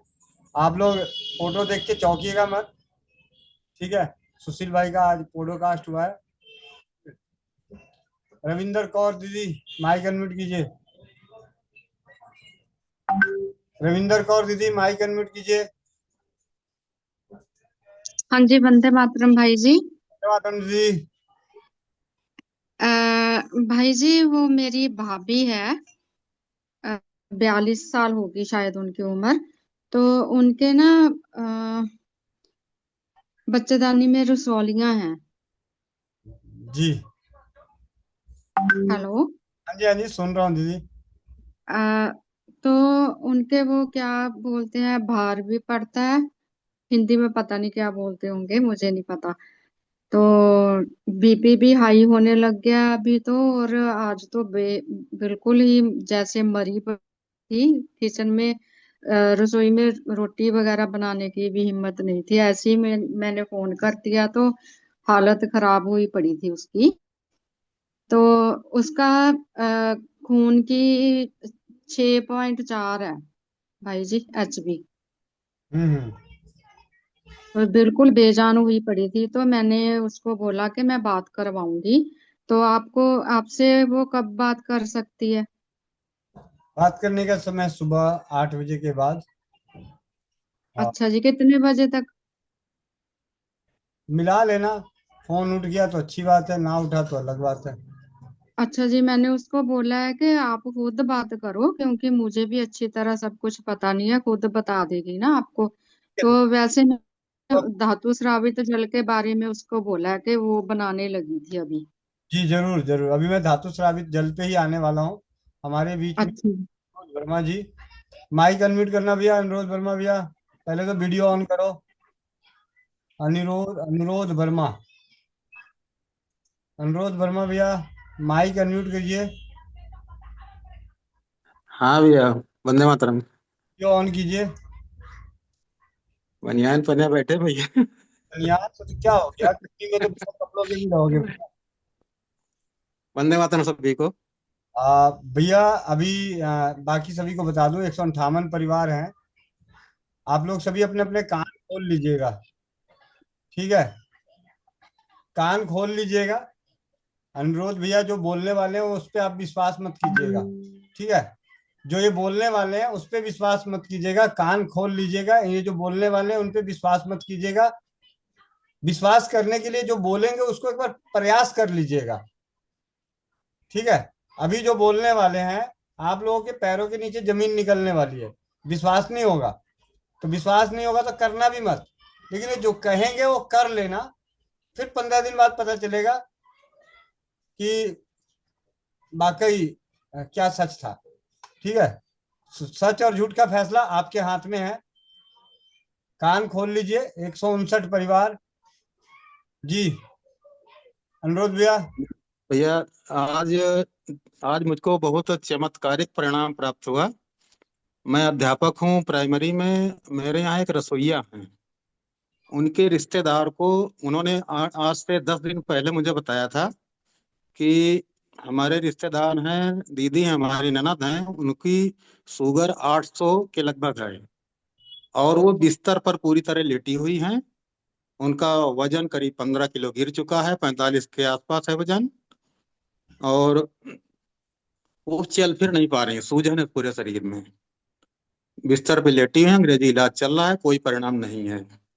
तो मुझे ये मीटिंग से एक ज्ञान प्राप्त हुआ था कि धातु स्रावित जल को यदि बनाए, सोना, चांदी, तांबा और लोहा, इन चारों धातुओं को शाम को 1 लीटर पानी में सोना, चांदी, तांबा, जो मात्रा भैया ने बताया है वो डलवाया मैंने।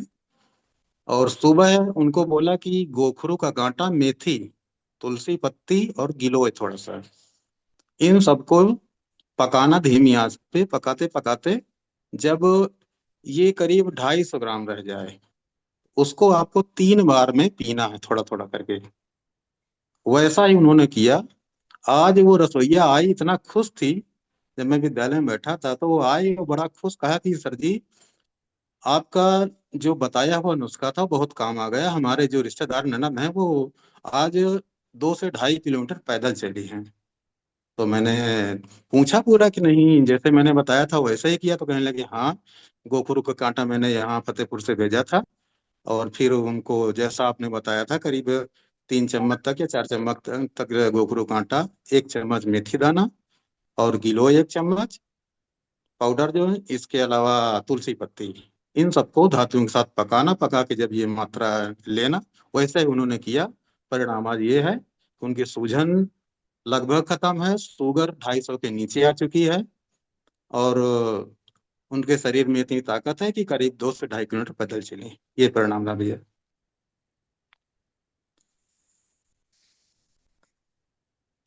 यही भैया था रिजल्ट बताने के लिए था, तो मैंने लिखा था आपको। जी भैया, बहुत बहुत धन्यवाद। अब यहाँ पे 159 परिवार हैं। मैं जरा इन्हें 159 परिवारों के जरा का देखता हूँ कान किसके किसके खुले थे, जिन्हें इन पर इनकी बातों पे विश्वास हो रहा है वो जरा हैंड रेस करें जरा।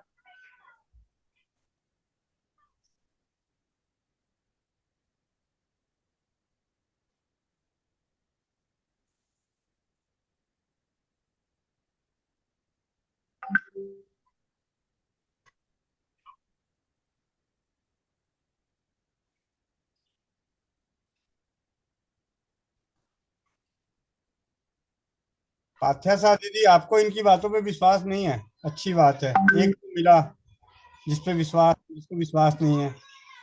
जिसको विश्वास नहीं है उन्हीं से बात करते हैं। 159 परिवार के कानों में भी एक अनुभव मिला सुनने को। इनके कानों पे नहीं विश्वास हुआ है, जिन्हें इनकी बातों पे विश्वास नहीं है, तो अब हो गए 86, 87, 88, 89, 90। ये बातें मैं इसलिए नीतू महेश्वरी दीदी कह रही है सुनी नहीं होगी, ऐसा कह रही है। ठीक है, तो लगभग लगभग 90 परिवार। भाई मैं तो हाथ नहीं खड़ा करने वाला क्योंकि मेरे को भी विश्वास नहीं हो रहा। ठीक है, मेरे को विश्वास तो तभी होगा जब ये 159 में 159 लोगों को विश्वास दिला पाऊंगा। जिस मुझे भैया का रियलमी C3 से दीदी ने हाथ उठाया हुआ, वो शायद करना नहीं जानती है एड्रेस। कोई बात नहीं, ठीक है, चलिए अब देखते हैं किनको किनको विश्वास नहीं हुआ।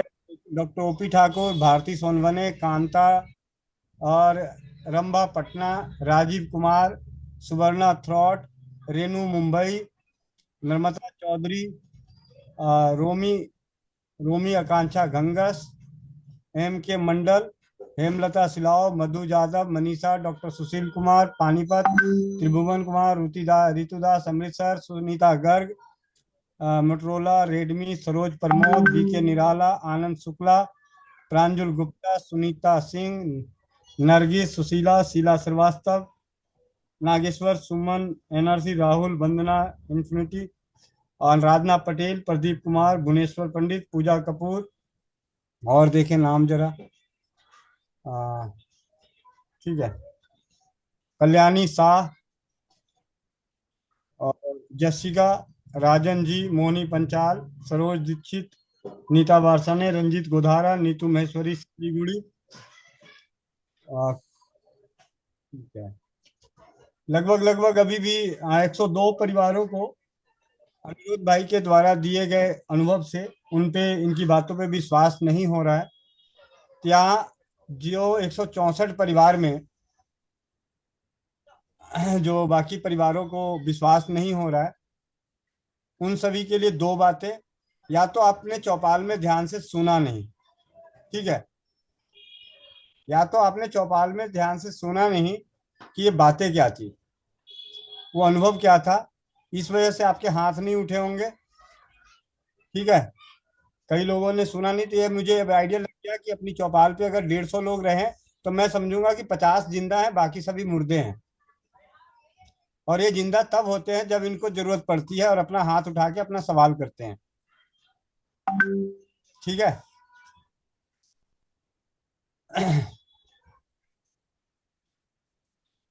एनीवे, चलिए बहुत बढ़िया। वो बहुत जल्दी वो दिन आने वाला है, तब कुछ सालों बाद दूर दराज, आपसे दूर दराज कोई व्यक्ति, विशेष व्यक्ति आपको एक कांच की बोतल में दवा देगा, ये दवा पियो, आपका रोग चला जाएगा। जल वाला बाबा, जल वाली दादी, जल वाली मामी, जल वाली मौसी, जल वाली बहन, जल वाली बुआ, जल वाली चाची, जल वाला, मतलब ये बनने में देर नहीं है।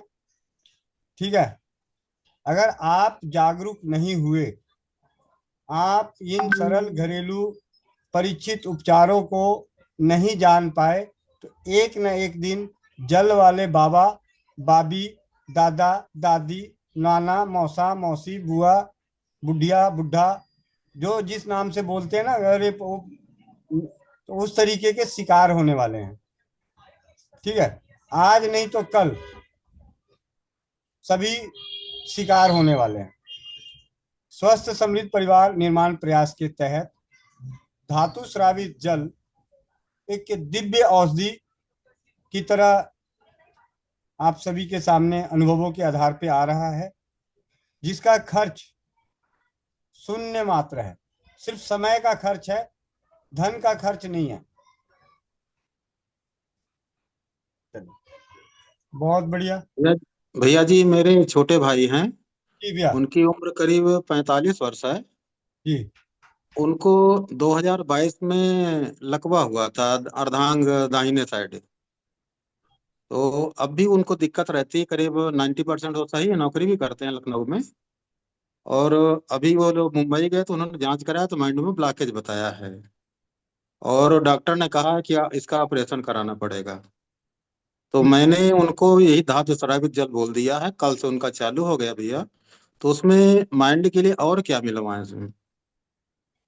भैया, अगर पैरालिसिस अटैक की शिकायत है और धातु स्रावित जल का सेवन कर रहे हैं, तो अगर मेरे से पूछा जाए तो घर की लहसुन से अच्छी कोई औषधि नहीं। अच्छा भैया। ठीक है, घर की लहसुन से अच्छी कोई औषधि नहीं। और जो लहसुन नहीं लेते हैं उनके लिए कलौंजी से अच्छी कोई औषधि नहीं। कलौंजी ठीक ठीक। आज आज भी गूगल की वेबसाइट्स पे और अनेकों जगह ये पोस्ट रहता है, मौत छोड़ के सब औषधियों के, सब रोगों की दवा कलौंजी। मतलब कहने का मतलब, ये सब टाइटल बना होता है, लेकिन कहने का मतलब यह है कि बहुत ही अनेकों असाध्य रोगों में कलौंजी का प्रयोग किया जाता है। लगभग सभी बीमारी में। हाँ जी। तो एक अपनी मात्रा होती है, अपने शरीर के हिसाब से उस मात्रा को समझ के, साथ में कलौंजी या लहसुन, अगर लहसुन लेते हैं तो लहसुन को पहले प्रेफर करें। ठीक ठीक भैया। ठीक है। ठीक। मेथी और मैंने गिलोय और तुलसी बोला है, और गोखरू कांटा थोड़ा सा कर बोल दिया था। तुलसी और गिलोय तो सदाबहार है, इसे तो हाँ। इसे तो मैं तो कहूंगा कि इसे तो भले कभी किसी को नहीं भूलना चाहिए। और मैं आप लोगों को एक छोटी सी जानकारी दूं यहाँ पे चौपाल पे। एक मिनट, मैं जरा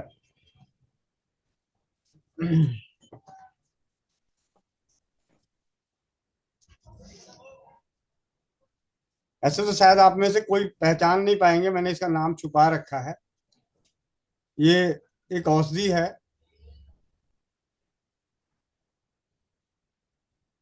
शायद मोनिका बहन बता दे तो अलग बात है, ढक्कन को देख के। ठीक है,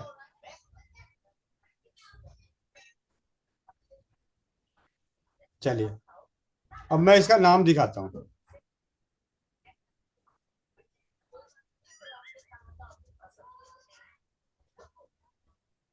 किनारे तो लिखा हुआ है चूरन।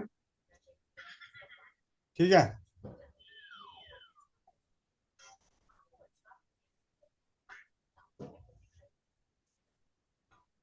ये क्या हो गया, इसका कैमरा सही क्यों नहीं आ रहा है?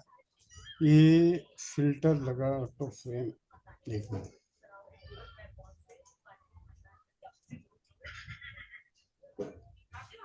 इसे ऐसे बोला गया, इस चूरन का, इस डब्बी में जो नाम है रसायन चूरन। ठीक है, और इसके जो घटक है ना, 3 घटक हैं। आंवला, गोखरू, गिलोय। आंवला, गोखरू, गिलोय को संत आसाराम जी के आश्रम, उनके द्वारा जो भी दवा बनाने की संस्थाएं हैं रिसर्च की संस्थाएं हैं, उनके अनुसार से इन तीनों औषधियों का मिश्रण को कहा गया है रसायन चूर्ण। आंवला, गोखरू, गिलोय लाभ कहा जाता है। ये आपको इसके लिए नहीं बता रहा, सिर्फ ये बता रहा हूं कि हम अपनी घरेलू औषधियां कैसे सिलेक्ट करते हैं। नकल मार के अकल। भाई अगर हम किसी को बोलें कि आपको अभी रसायन चूर्ण लेना है, तो कब वो आसाराम जी के आश्रम में जाएगा, उपलब्ध होगा, नहीं होगा, ऑनलाइन मंगाएंगे, समय लगेगा। तो नकल से अकल बढ़ाने का काम किए। आंवला, गोखरू एवं गिलोय आयुर्वेद के शास्त्र के अनुसार 40 वर्ष से अधिक उम्र के प्रत्येक व्यक्ति को निरोग रहने हेतु हर रोज इसका सेवन विशेष रूप से करना चाहिए। इसका सेवन का मतलब रसायन चूर्ण का सेवन नहीं, आंवला, गोखरू, गिलोय का सेवन। आप ये बात समझने का प्रयास कीजिए। रसायन चूर्ण का सेवन नहीं। रसायन चूर्ण तो एक दवा हो गई, किसी पे आधारित हो गए, किसी पे आश्रित हो गए। इस औषधि से ये जानकारी मिलती है कि आयुर्वेद शास्त्रों के अनुसार 40 वर्ष से अधिक उम्र के प्रत्येक व्यक्ति को निरोग रहने के लिए हर रोज इसका सेवन करना चाहिए।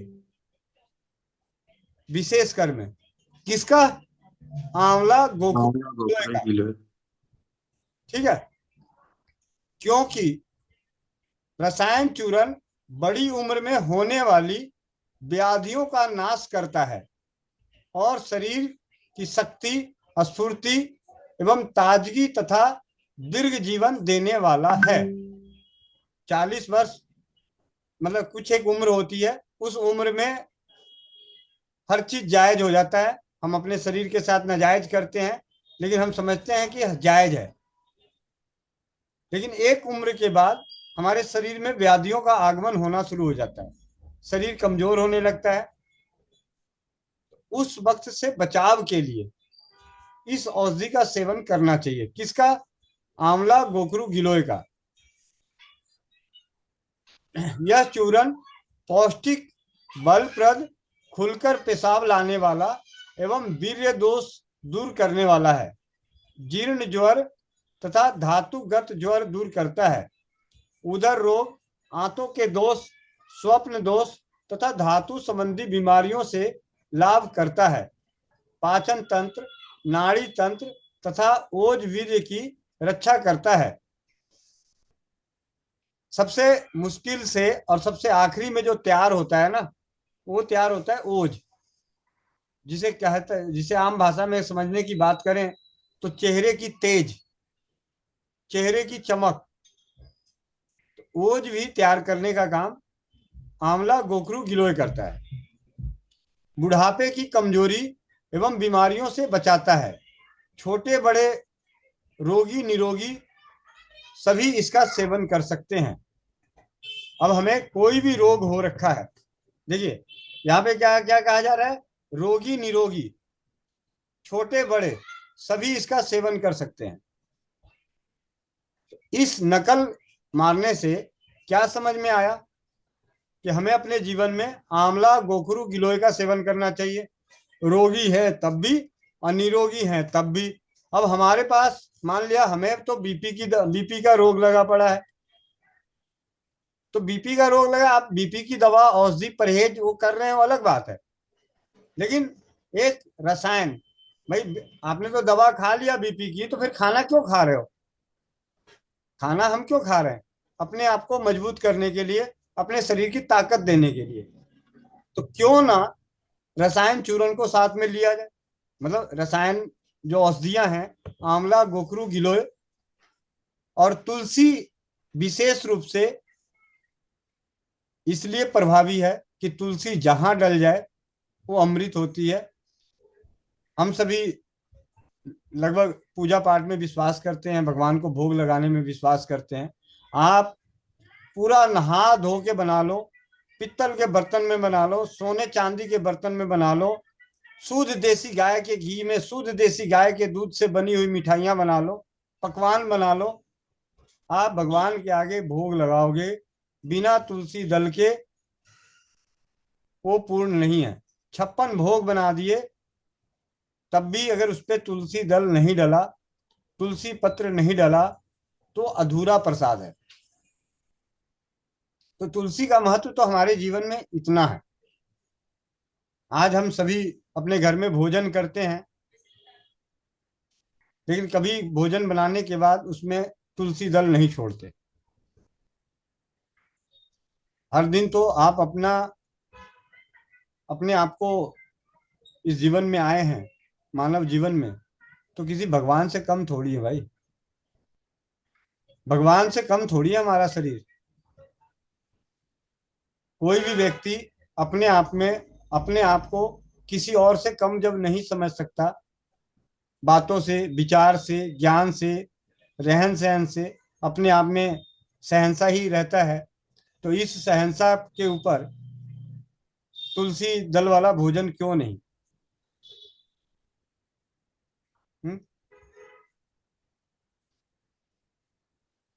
तो ये एक छोटी सी जानकारी रसायन चूर्ण के ऊपर। और इसी रसायन आसाराम जी के द्वारा संचालित जो दवा निर्माता संस्था है रसायन चूर्ण, अभी आपको हैरान हो जाओगे। एक चीज तो हैरानी की बात बताता हूँ, ये 75 ग्राम है, 75 ग्राम। कीमत सुन के दंग रह जाओगे, 30 रुपया। 30 रुपया। आज एक पान भी अलग अलग शहरों में 50 रुपए की मिलती है, जिसको खा के थूक देते हैं, और गलती से जर्दा खा लिया तो बीमारी को बुलाने वाला।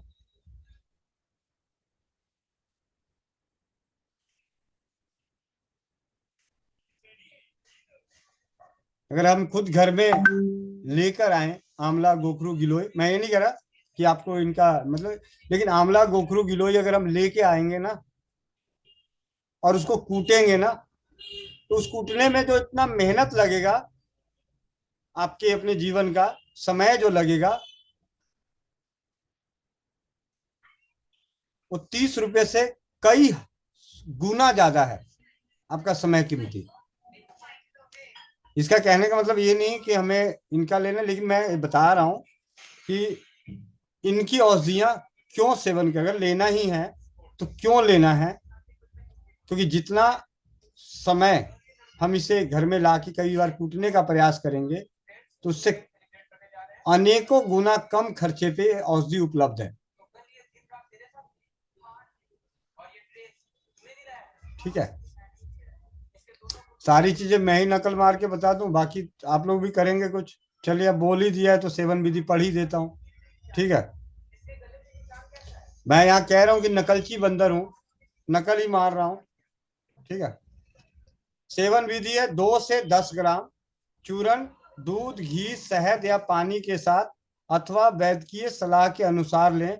सुबह दातुन करके चूसते चूसते लें तो अति उत्तम। अगर इसे चूसा जाए तो अति उत्तम। 2 से 10 ग्राम। ठीक है, चलिए, जिनको चूर्ण जीभ पे रखने में दिक्कत हो रही हो तो उसके निकलने के लिए गोली भी है, रसायन बटी। चूर्ण 30 की, गोली 50 की। ठीक है, लेकिन मैं आप सभी से ये विशेष रूप से कहूंगा कि जो जागरूक परिवार हैं और इनका मेरी तरह मतलब ये बेकार सा व्यक्ति जो बुढ़ा सा दाढ़ी वाला है, ये दाढ़ी वाले की बात माने तो खुद ही बना के करो ना तो ज्यादा अच्छा। आंवला, गोखरू, गिलोय लेके आइए, उसको कूट पीस के। और जो लोग नहीं बना सकते वो लोग आसाराम जी के आश्रम से मंगाएं, और जो लोग बना सकते हैं वो अपने यहाँ बनाए, चाहे वो महंगा पड़े। उससे क्या होगा कि आपको खुद का अनुभव विशेष रूप से मिलेगा, आपके ज्ञान का स्तर बढ़ेगा, आपके विश्वास का स्तर बढ़ेगा कि आपने कुछ लाके बनाया और अपने परिवार को दिया। B12 की गोलियां आसाराम जी के आश्रम में 70 रुपए की आती है, 120 गोली। फिर भी आज स्वस्थ समृद्ध परिवार निर्माण प्रयास के तहत नारी सुरक्षा से जुड़े अनेकों बहनें अपने घर में बना रही हैं, कईयों को 500-500 रुपए का खर्च बैठ रहा है, फिर भी बना रही हैं। क्यों बना रही हैं? सिर्फ इसलिए कि हम बना सकते हैं, सीख सकते हैं, जरूरत पड़ने पे जब कभी उपलब्ध नहीं होगा तो हम किसी के हाथ के मोहताज नहीं होंगे। और ये सारी जो चीजें हैं ना, मैं अगर अपना वो दिखाऊं केंद्र, तो बहुत सारी दवाइयां सिर्फ इसलिए रखा हुआ है कि मैं उसमें से नकल मारता हूं, देता नहीं किसी को, नकल मारता हूं। आज मेरे पास एक भाई आए, वो भी बात बता दे रहा हूँ चौपाल पे, देखिए सवाल जवाब तो होता रहेगा। एक कंपनी है चंदोसी की, धनवंतरी कृत 1921 की। आज ही आए, उन्होंने अपनी बातें, अपनी दवाइयां और सारी चीजें बता रहे थे। वो बताते जा रहे थे और मेरा ध्यान सिर्फ एक ही बात पे था कि वो जिस औषधि का नाम बताए और वो बोले कि इसमें ये घटक है, तो मुझे तो उसके घटक पे नजर थी, मतलब मेरे कान उसी पे नजर था कि इनके मुख्य घटक कौन कौन से बोल रहे हैं। नारी सुधा या जो भी अलग अलग औषधियां उन्होंने बताई, तो मेरी सारी की सारी, मेरे कान एकदम खड़े हो रखे थे। 4 बजे की मीटिंग में, जब यहाँ मीटिंग चल रही थी नारी सुरक्षा की, तो मैंने अपना स्पीकर बंद कर दिया इधर से, ताकि उधर की बातें मुझे ना सुनाई दे, और मैं आराम से उनकी बात को सुन रहा था और एक ही चीज देख रहा था कि मुख्य घटक कौन कौन से हैं। रजोमैक्स, एसिडोटेन, बीपी ट्रीट, पावर नाइट, श्वास राहत, निरोगी सुंदरी, गैस निवारण, फीमेल अशोका, छाल नील, जैसे ऐसे अनेकों औषधियों की बात करी और बताते बताते वो मुख्य घटक की बात कर रहे थे। मुख्य घटक से क्या हमें सीखने को मिलता है? मुख्य घटक से सीखने को ये मिलता है कि अगर हमें अपने परिवार को किसी भी समस्या से बचानी हो और किसी औषधि का मुख्य घटक हो और वो औषधि आपको ना मिल रही हो, तो आप उसके मुख्य घटक को लाके काढ़े के रूप में, पाउडर के रूप में, और एक विशेष ध्यान रखिएगा, जब तक आपको पूरी बेहतरीन जानकारी नहीं है तब तक, उससे पहले तक, जिन औषधियों की आपको अच्छी जान पहचान है, उसके गुण धर्म मालूम है, तभी उसका उपयोग करें, नहीं तो वैद्य के सलाह से ही करें, या अपने अनुभवी जिन्होंने किया है उनके अनुसार करें। चलिए, 9:12 हो गया। 2 हैंड रेस है, इनसे 2 हैंड रेस से बात कर लेते हैं। सबसे पहले चलते हैं ओम प्रकाश सासाराम जी। भैया 2 ही लिया था, बाकी नीचे कर लो, जल्दी जल्दी नीचे करो, मैं नीचे करो नीचे, मुझे भी घर जाके रोटी खानी है, मेरे बच्चे ने बोला बाहर खाना खाना है, मेरी बेटी पीछे बैठी पड़ी है, ये लो पीछे बैठी पड़ी है। हाँ, ये कह रही इतनी देर से बैठी पड़ी हूँ। ठीक है, ओम प्रकाश सासाराम जी जल्दी से माइक अनम्यूट करें। चौपाल तो रोज लगेगी, ये तो जब तक सांस है तब तक चौपाल लगेगी, ये आप ध्यान भूल जाओ। गोविंद भाई सारे काम छोड़ सकता है, चौपाल लगाना नहीं छोड़ेगा। ठीक है, 5 है, अभी कर देते बेटा, अभी कम कर देते, अभी तो एक बटन दबाऊंगा सारे नीचे हो जाएंगे, लेकिन अभी नहीं करता, 2 मिनट देते बस। बोलना है भैया, ओम प्रकाश भैया बोलोगे या मैं ही बोलता रहूं? चंदा दीदी, चंदा दीदी,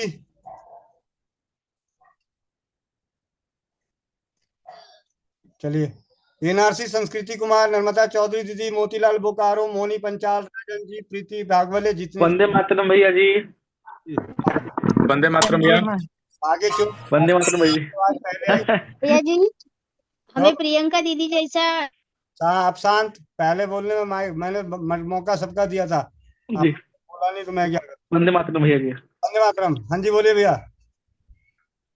भैया जी एक सवाल था, ये एक लड़का है 19-20 साल का, वो शराब का सेवन बहुत ज्यादा कर रहा है। उसके कारण क्या है ना कि घर में बहुत ज्यादा क्लेश हो रहा है उसका, उसकी बड़ी बहन है, उसका शादी भी नहीं हो पा रहा है इसकी वजह से। जी, क्या किया जाए भैया जी? भैया अभी जो मैं मालूम है वो मैं बता देता हूँ। मैंने अभी पिछले प्रशांत भाई हैं एक बिहार में माइनिंग ऑफिसर हैं, उनके सानिध्य में, आप लोग मतलब हैरान मत होना, उनके सानिध्य में मैंने 20 लीटर गृह क्लेश नाशक दिया है, 20 लीटर। ठीक है जी। ये गृह क्लेश नाशक तेल है, जो नीम का तेल अलसी का तेल और कपास के तेल से तीनों को मिला के बनता है। नीम का तेल और अलसी कपास का तेल दोनों बराबर, और इन दोनों के बराबर अलसी का तेल, और इसमें लौंग डालनी है फूल वाली तोड़ के कूट के। ज्यादा डाल दें अच्छी बात है, लेकिन कम से कम 200 ml पे 10 लौंग तोड़ के डालनी है। और इसके एक दीपक रोज जलाना है घर में, ठीक है। क्योंकि जिसको शराब छोड़ना है, अगर वो खुद तैयार हो तब तो बहुत सारी दवाइयां हैं, और जब खुद तैयार नहीं है तो उसके लिए दवाई नहीं, दुआ है, ठीक है। उसके लिए दवा ना ढूंढें, दुआएं करें, भगवान से प्रार्थना करें कि इसकी सद्बुद्धि खुले। आरती दीदी की सानिध्य में स्वस्थ समृद्ध परिवार के स्वास्थ्य रक्षक, जो बेहतरीन स्वास्थ्य रक्षक हैं, जो वाकई समाज के लिए काम कर रहे हैं, परमेश्वरी दीदी के सानिध्य में, और भी बहनों के सानिध्य में, बरसा चड्डा दीदी के सानिध्य में, ऐसे अनेकों अनुभव आए हैं कि स्वाहा मंत्र बोलने से उस व्यक्ति को स्वाहा याद करके स्वाहा बोल के उसकी शराब की लत छूट गई है। अब क्या है, दिक्कत क्या है कि सबको चाहिए आज बोलूं कल रिजल्ट। भाई बरसों से पी रहा है, बरसों तक कर ले भाई, बाबूजी का खेत नहीं बिकने वाला, ठीक है। तो गृह के लिए स्नातक तेल के दिए जलवाएं, और स्वाहा उस व्यक्ति को मन में ध्यान करते हुए, जो जो परिवार जो व्यक्ति चाहता है कि ये शराब छोड़ दे, उन सबको बोलो भैया इसके ऊपर स्वाहा मंत्र डालते रहो, ठीक है।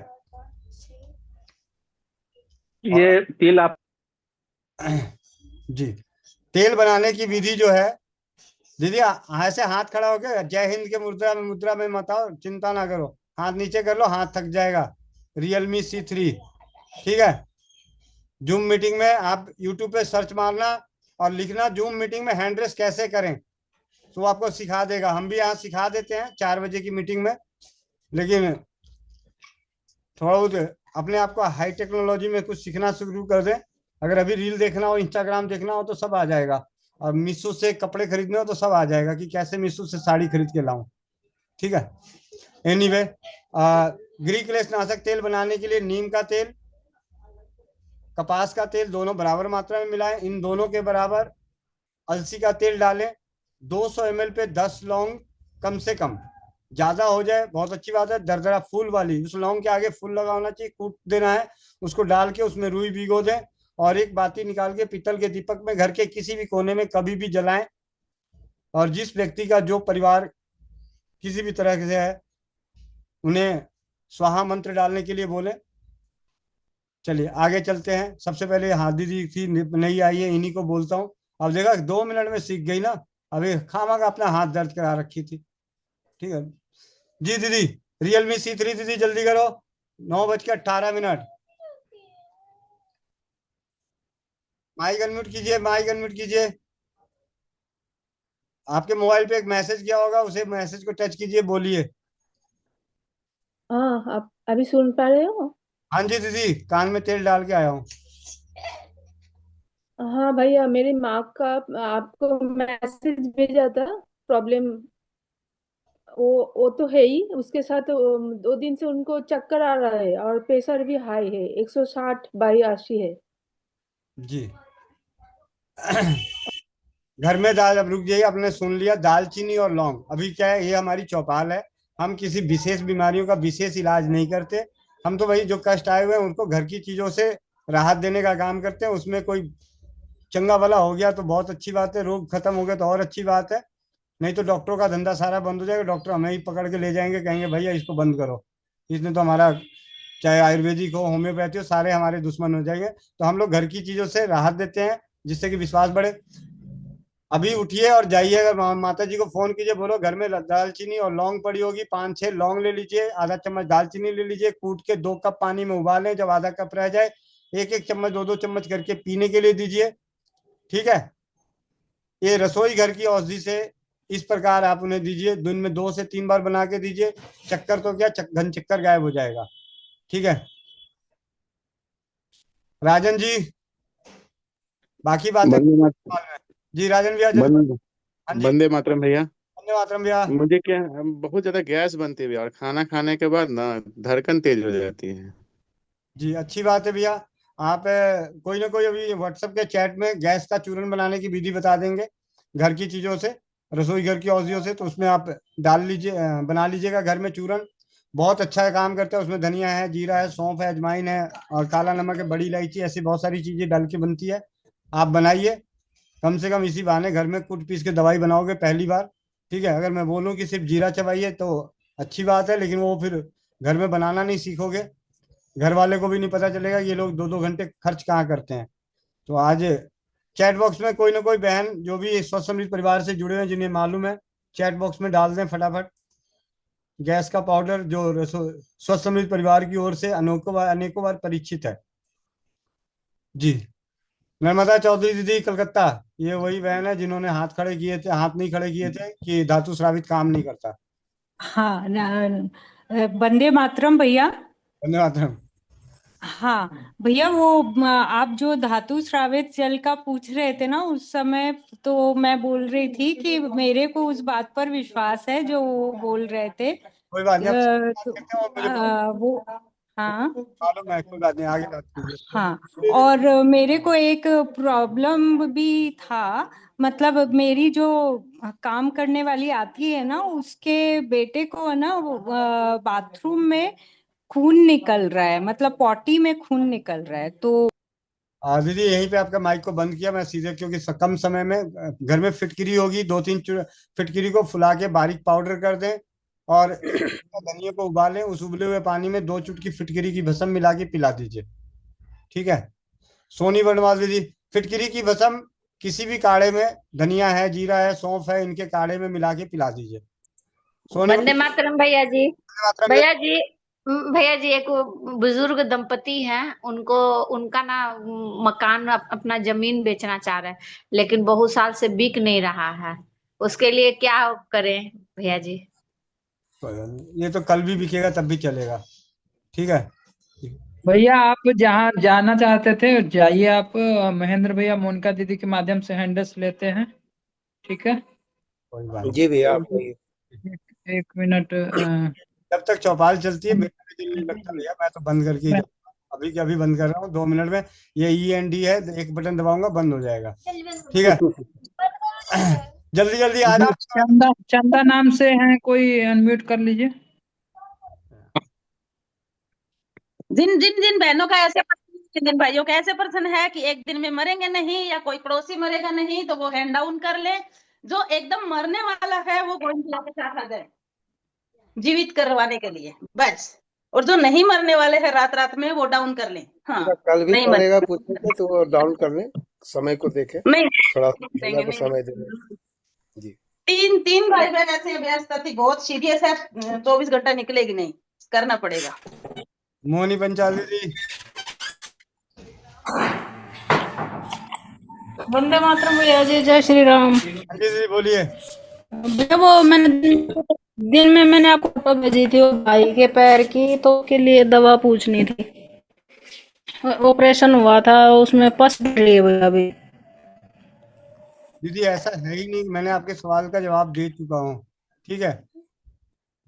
आप अपने WhatsApp पे जाके देखिए, आपको नहीं भैया, आपने आपने वॉइस मैसेज भेजा, लेकिन उसमें आवाज नहीं मुझे सुनाई दे भैया वो वॉइस मैसेज की, इसलिए मैं दोबारा।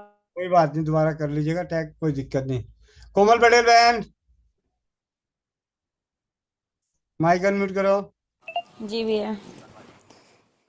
जो भाई बहन चश्मा लगाए चश्मा निकाल लें, आंखें बंद, पीठ गर्दन सीधी, चेहरे पे मुस्कान। ओम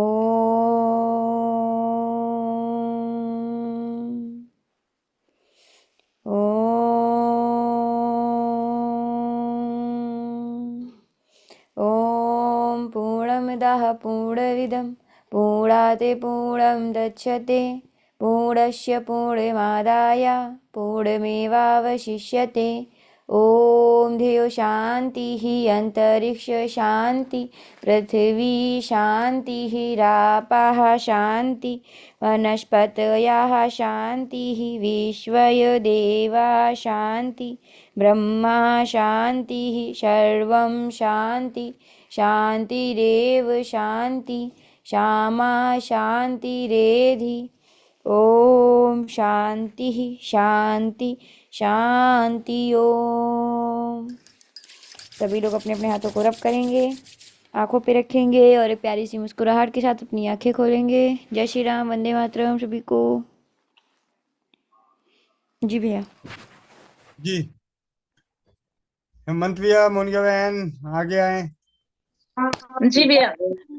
हरे राम राम राम हरे राम राम हरे कृष्ण हरे कृष्ण कृष्णा कृष्ण कृष्णा हरे कृष्ण हरे हरे हरे राम हरे राम राम राम हरे राम हरे हरे कृष्ण कृष्ण कृष्ण हरे हरे हरे हरे हरे हरे राम राम हरे राम राम हरे हरे कृष्ण कृष्ण हरे कृष्ण हरे राम राम हरे राम राम हरे हरे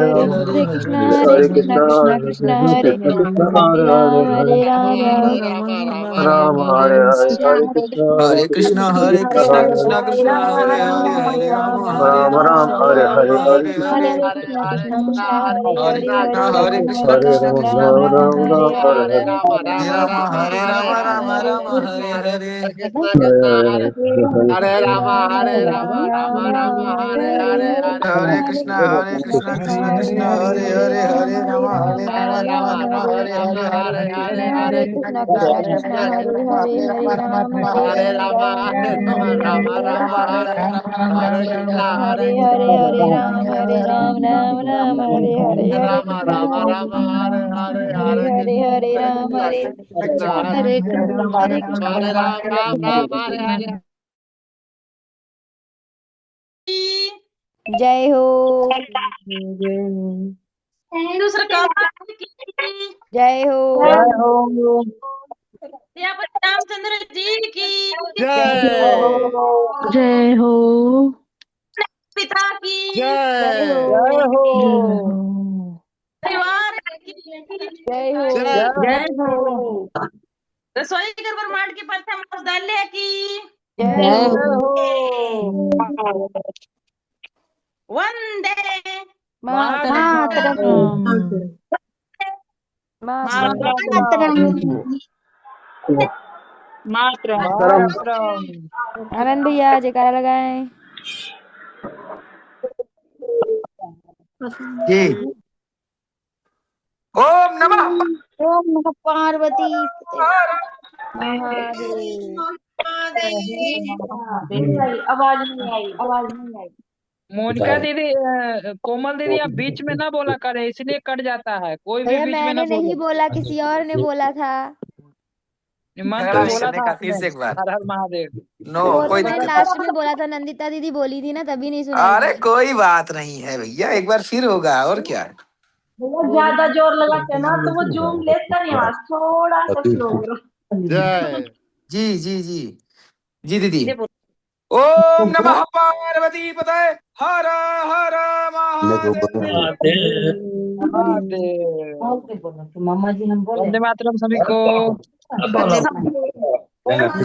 वंदे मातरम।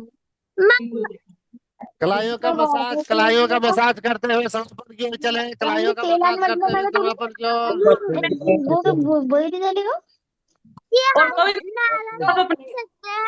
कलाइयों का मसाज करते हुए समापन की ओर चले। बिल्कुल अपने तरफ जाते हुए दूसरों की मसाज करते हुए जाएं। वंदे मातरम। जय भारत जय राज्य। मोनिका दीदी आपकी आवाज बहुत कट रही है आज। क्यों भैया, ऐसा क्यों?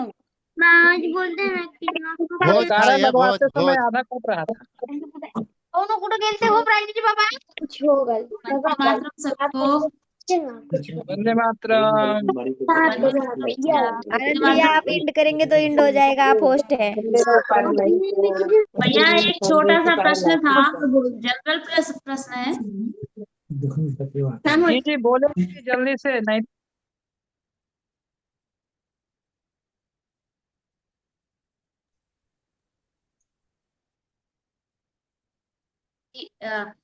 वंदे मातरम।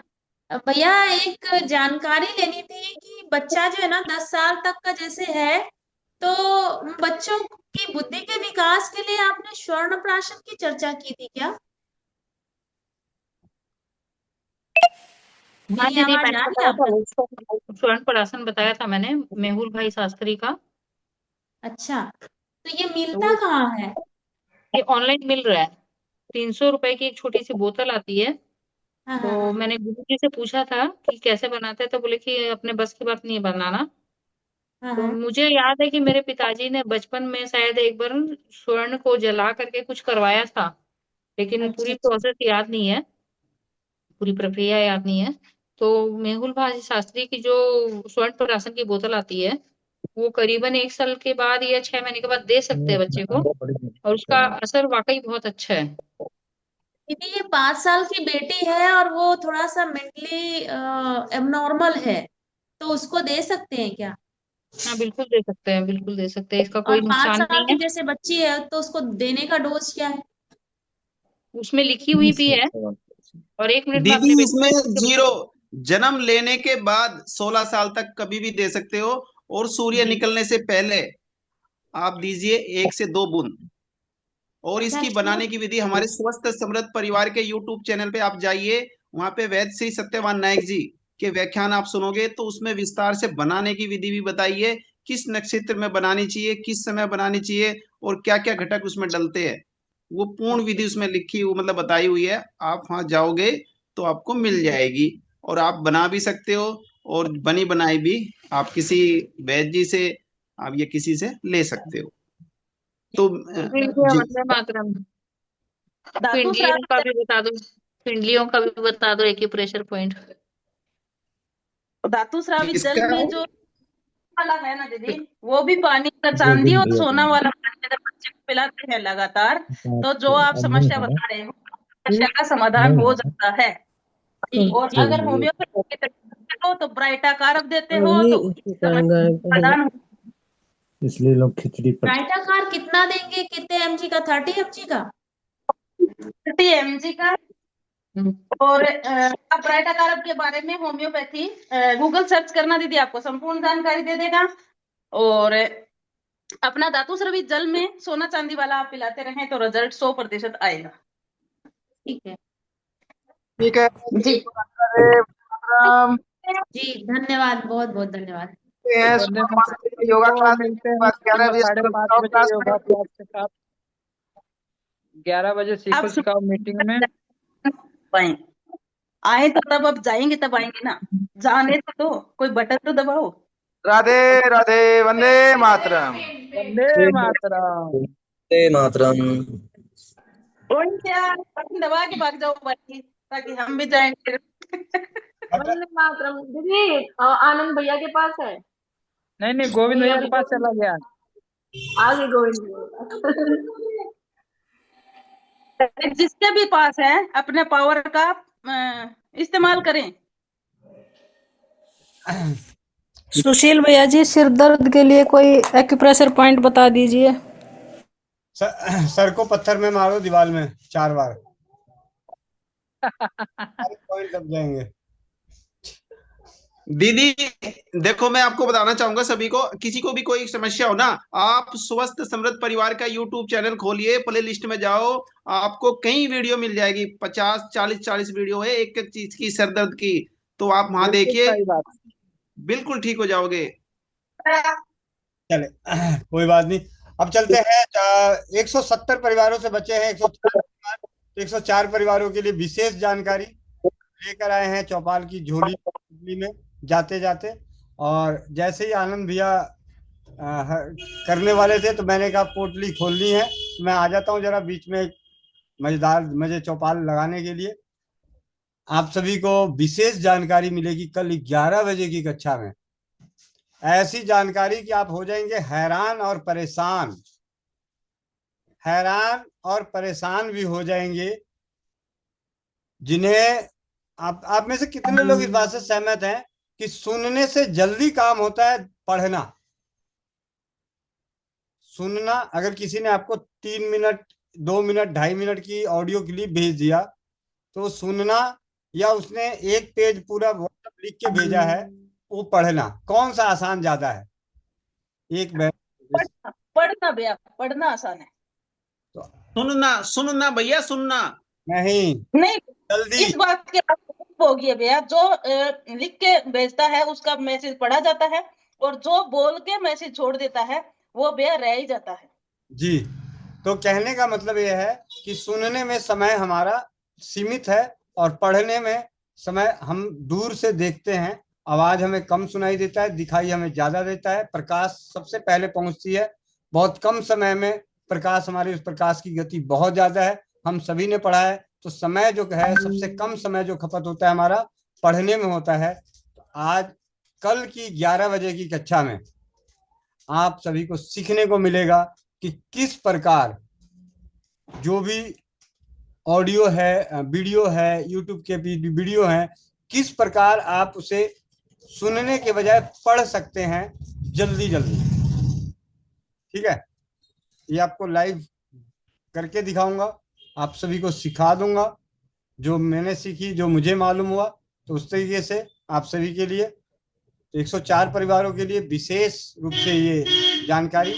और जाते जाते आज आप चौपाल के उपस्थित सभी 103 परिवारों की ओर से भाई रविरंजन जी को कोटि कोटि धन्यवाद, बहुत बहुत बधाइयाँ कि उन्होंने स्वस्थ समृद्ध परिवार निर्माण प्रयास के तहत स्वास्थ्य रक्षक बनने के क्षेत्र में अपने हाथों से तैयार कर चुके नेत्र रोग नाशक। जी रविरंजन भाई 2 शब्द बोले और 3 अक्षर का बटन दबाओ। रविरंजन माइक अनम्यूट करो शायद। जी भैया जी, वंदे मातरम। वंदे मातरम। कैसा लगा आपको नेत्र रोग नाशक औषधि बनाकर? बहुत अच्छा भैया। मैं तो ये ऐसे ब्लर क्यों आ रहा है, मैं सोच नहीं पा रहा था कि इतने अच्छे से घर पे हम बना पाएंगे इस नेत्र रोग नाशक औषधि को, और बहुत ही कम समय में, बहुत ही कम मेहनत में। वो आपकी कृपा से, जो कि हमें सारी चीजें नारी सुरक्षा सैनिटरी नैपकिन का जो अपना साइट है उसके माध्यम से मिल सका, कहीं भाग दौड़ नहीं करनी पड़ी ज्यादा, और आसानी से घर पे हमें सामग्री मिलने के बाद इसको भिगो करके और घर पे बहुत ही सरलता से बन गया है। और इसको जब सुबह की मीटिंग में मैंने डाला था तो थोड़ा कम उसमें लग रहा था आंख में।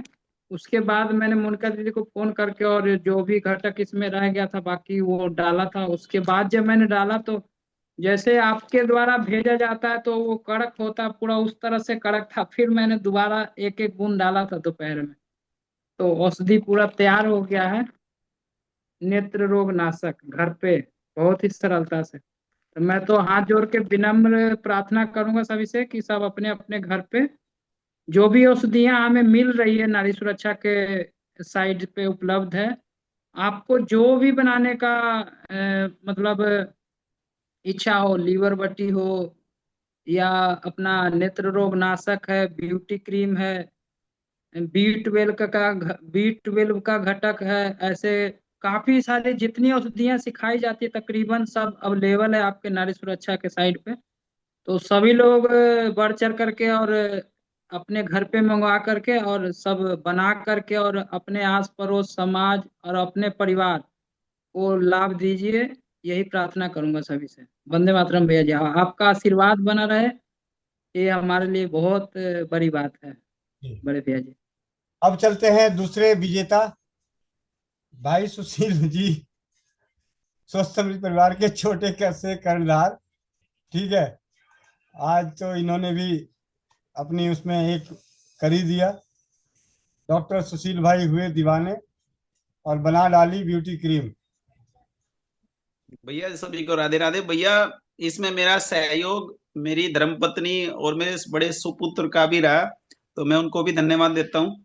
मैंने केवल ये बनाने की जो सारा घटक उसमें आपने बताया कि उसमें डालना है मिक्सी में, जार में, तो मिक्सी थोड़ी सी नाराज होगी, तो फिर मैंने उसमें भगोने में डाल के हल्का सा चला के मेरी कॉल आ गई, तो मेरी धर्मपत्नी ने वो बना के पैक किया है, तो उनका ज्यादा रोल है, तो मैंने धन्यवाद दे दिया है।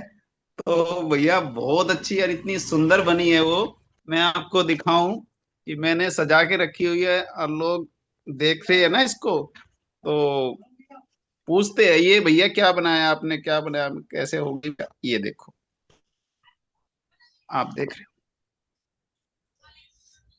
ये मैंने ऐसे सजा के रखा है, तो सब पूछ रहे हैं, तो बड़ी सुंदर लग रही है।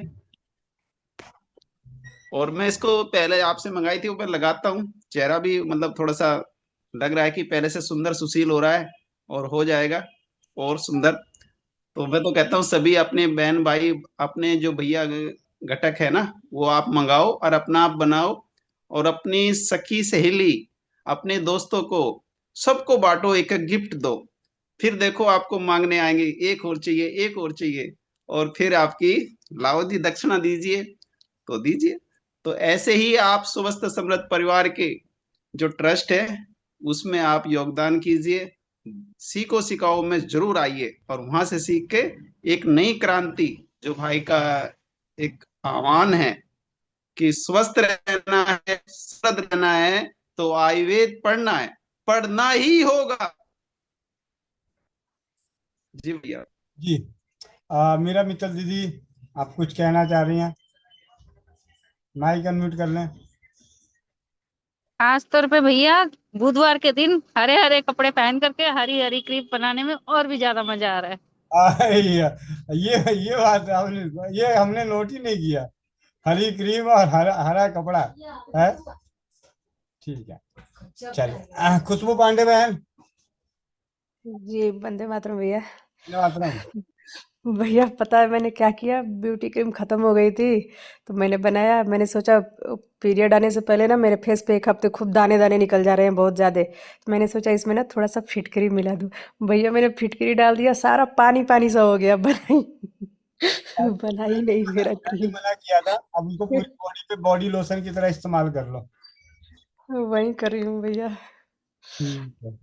ठीक है, चलिए बहुत बहुत धन्यवाद, और मिलते हैं कल 11 बजे की कक्षा में। हम सीखेंगे कि किस प्रकार वीडियो को, बड़ी वीडियो जिसे आप सुनने में समय कम मिलता है तो आप उसे पढ़ सकते हैं। वंदे मातरम, जय हिंद, जय भारत, जय राजीववाद।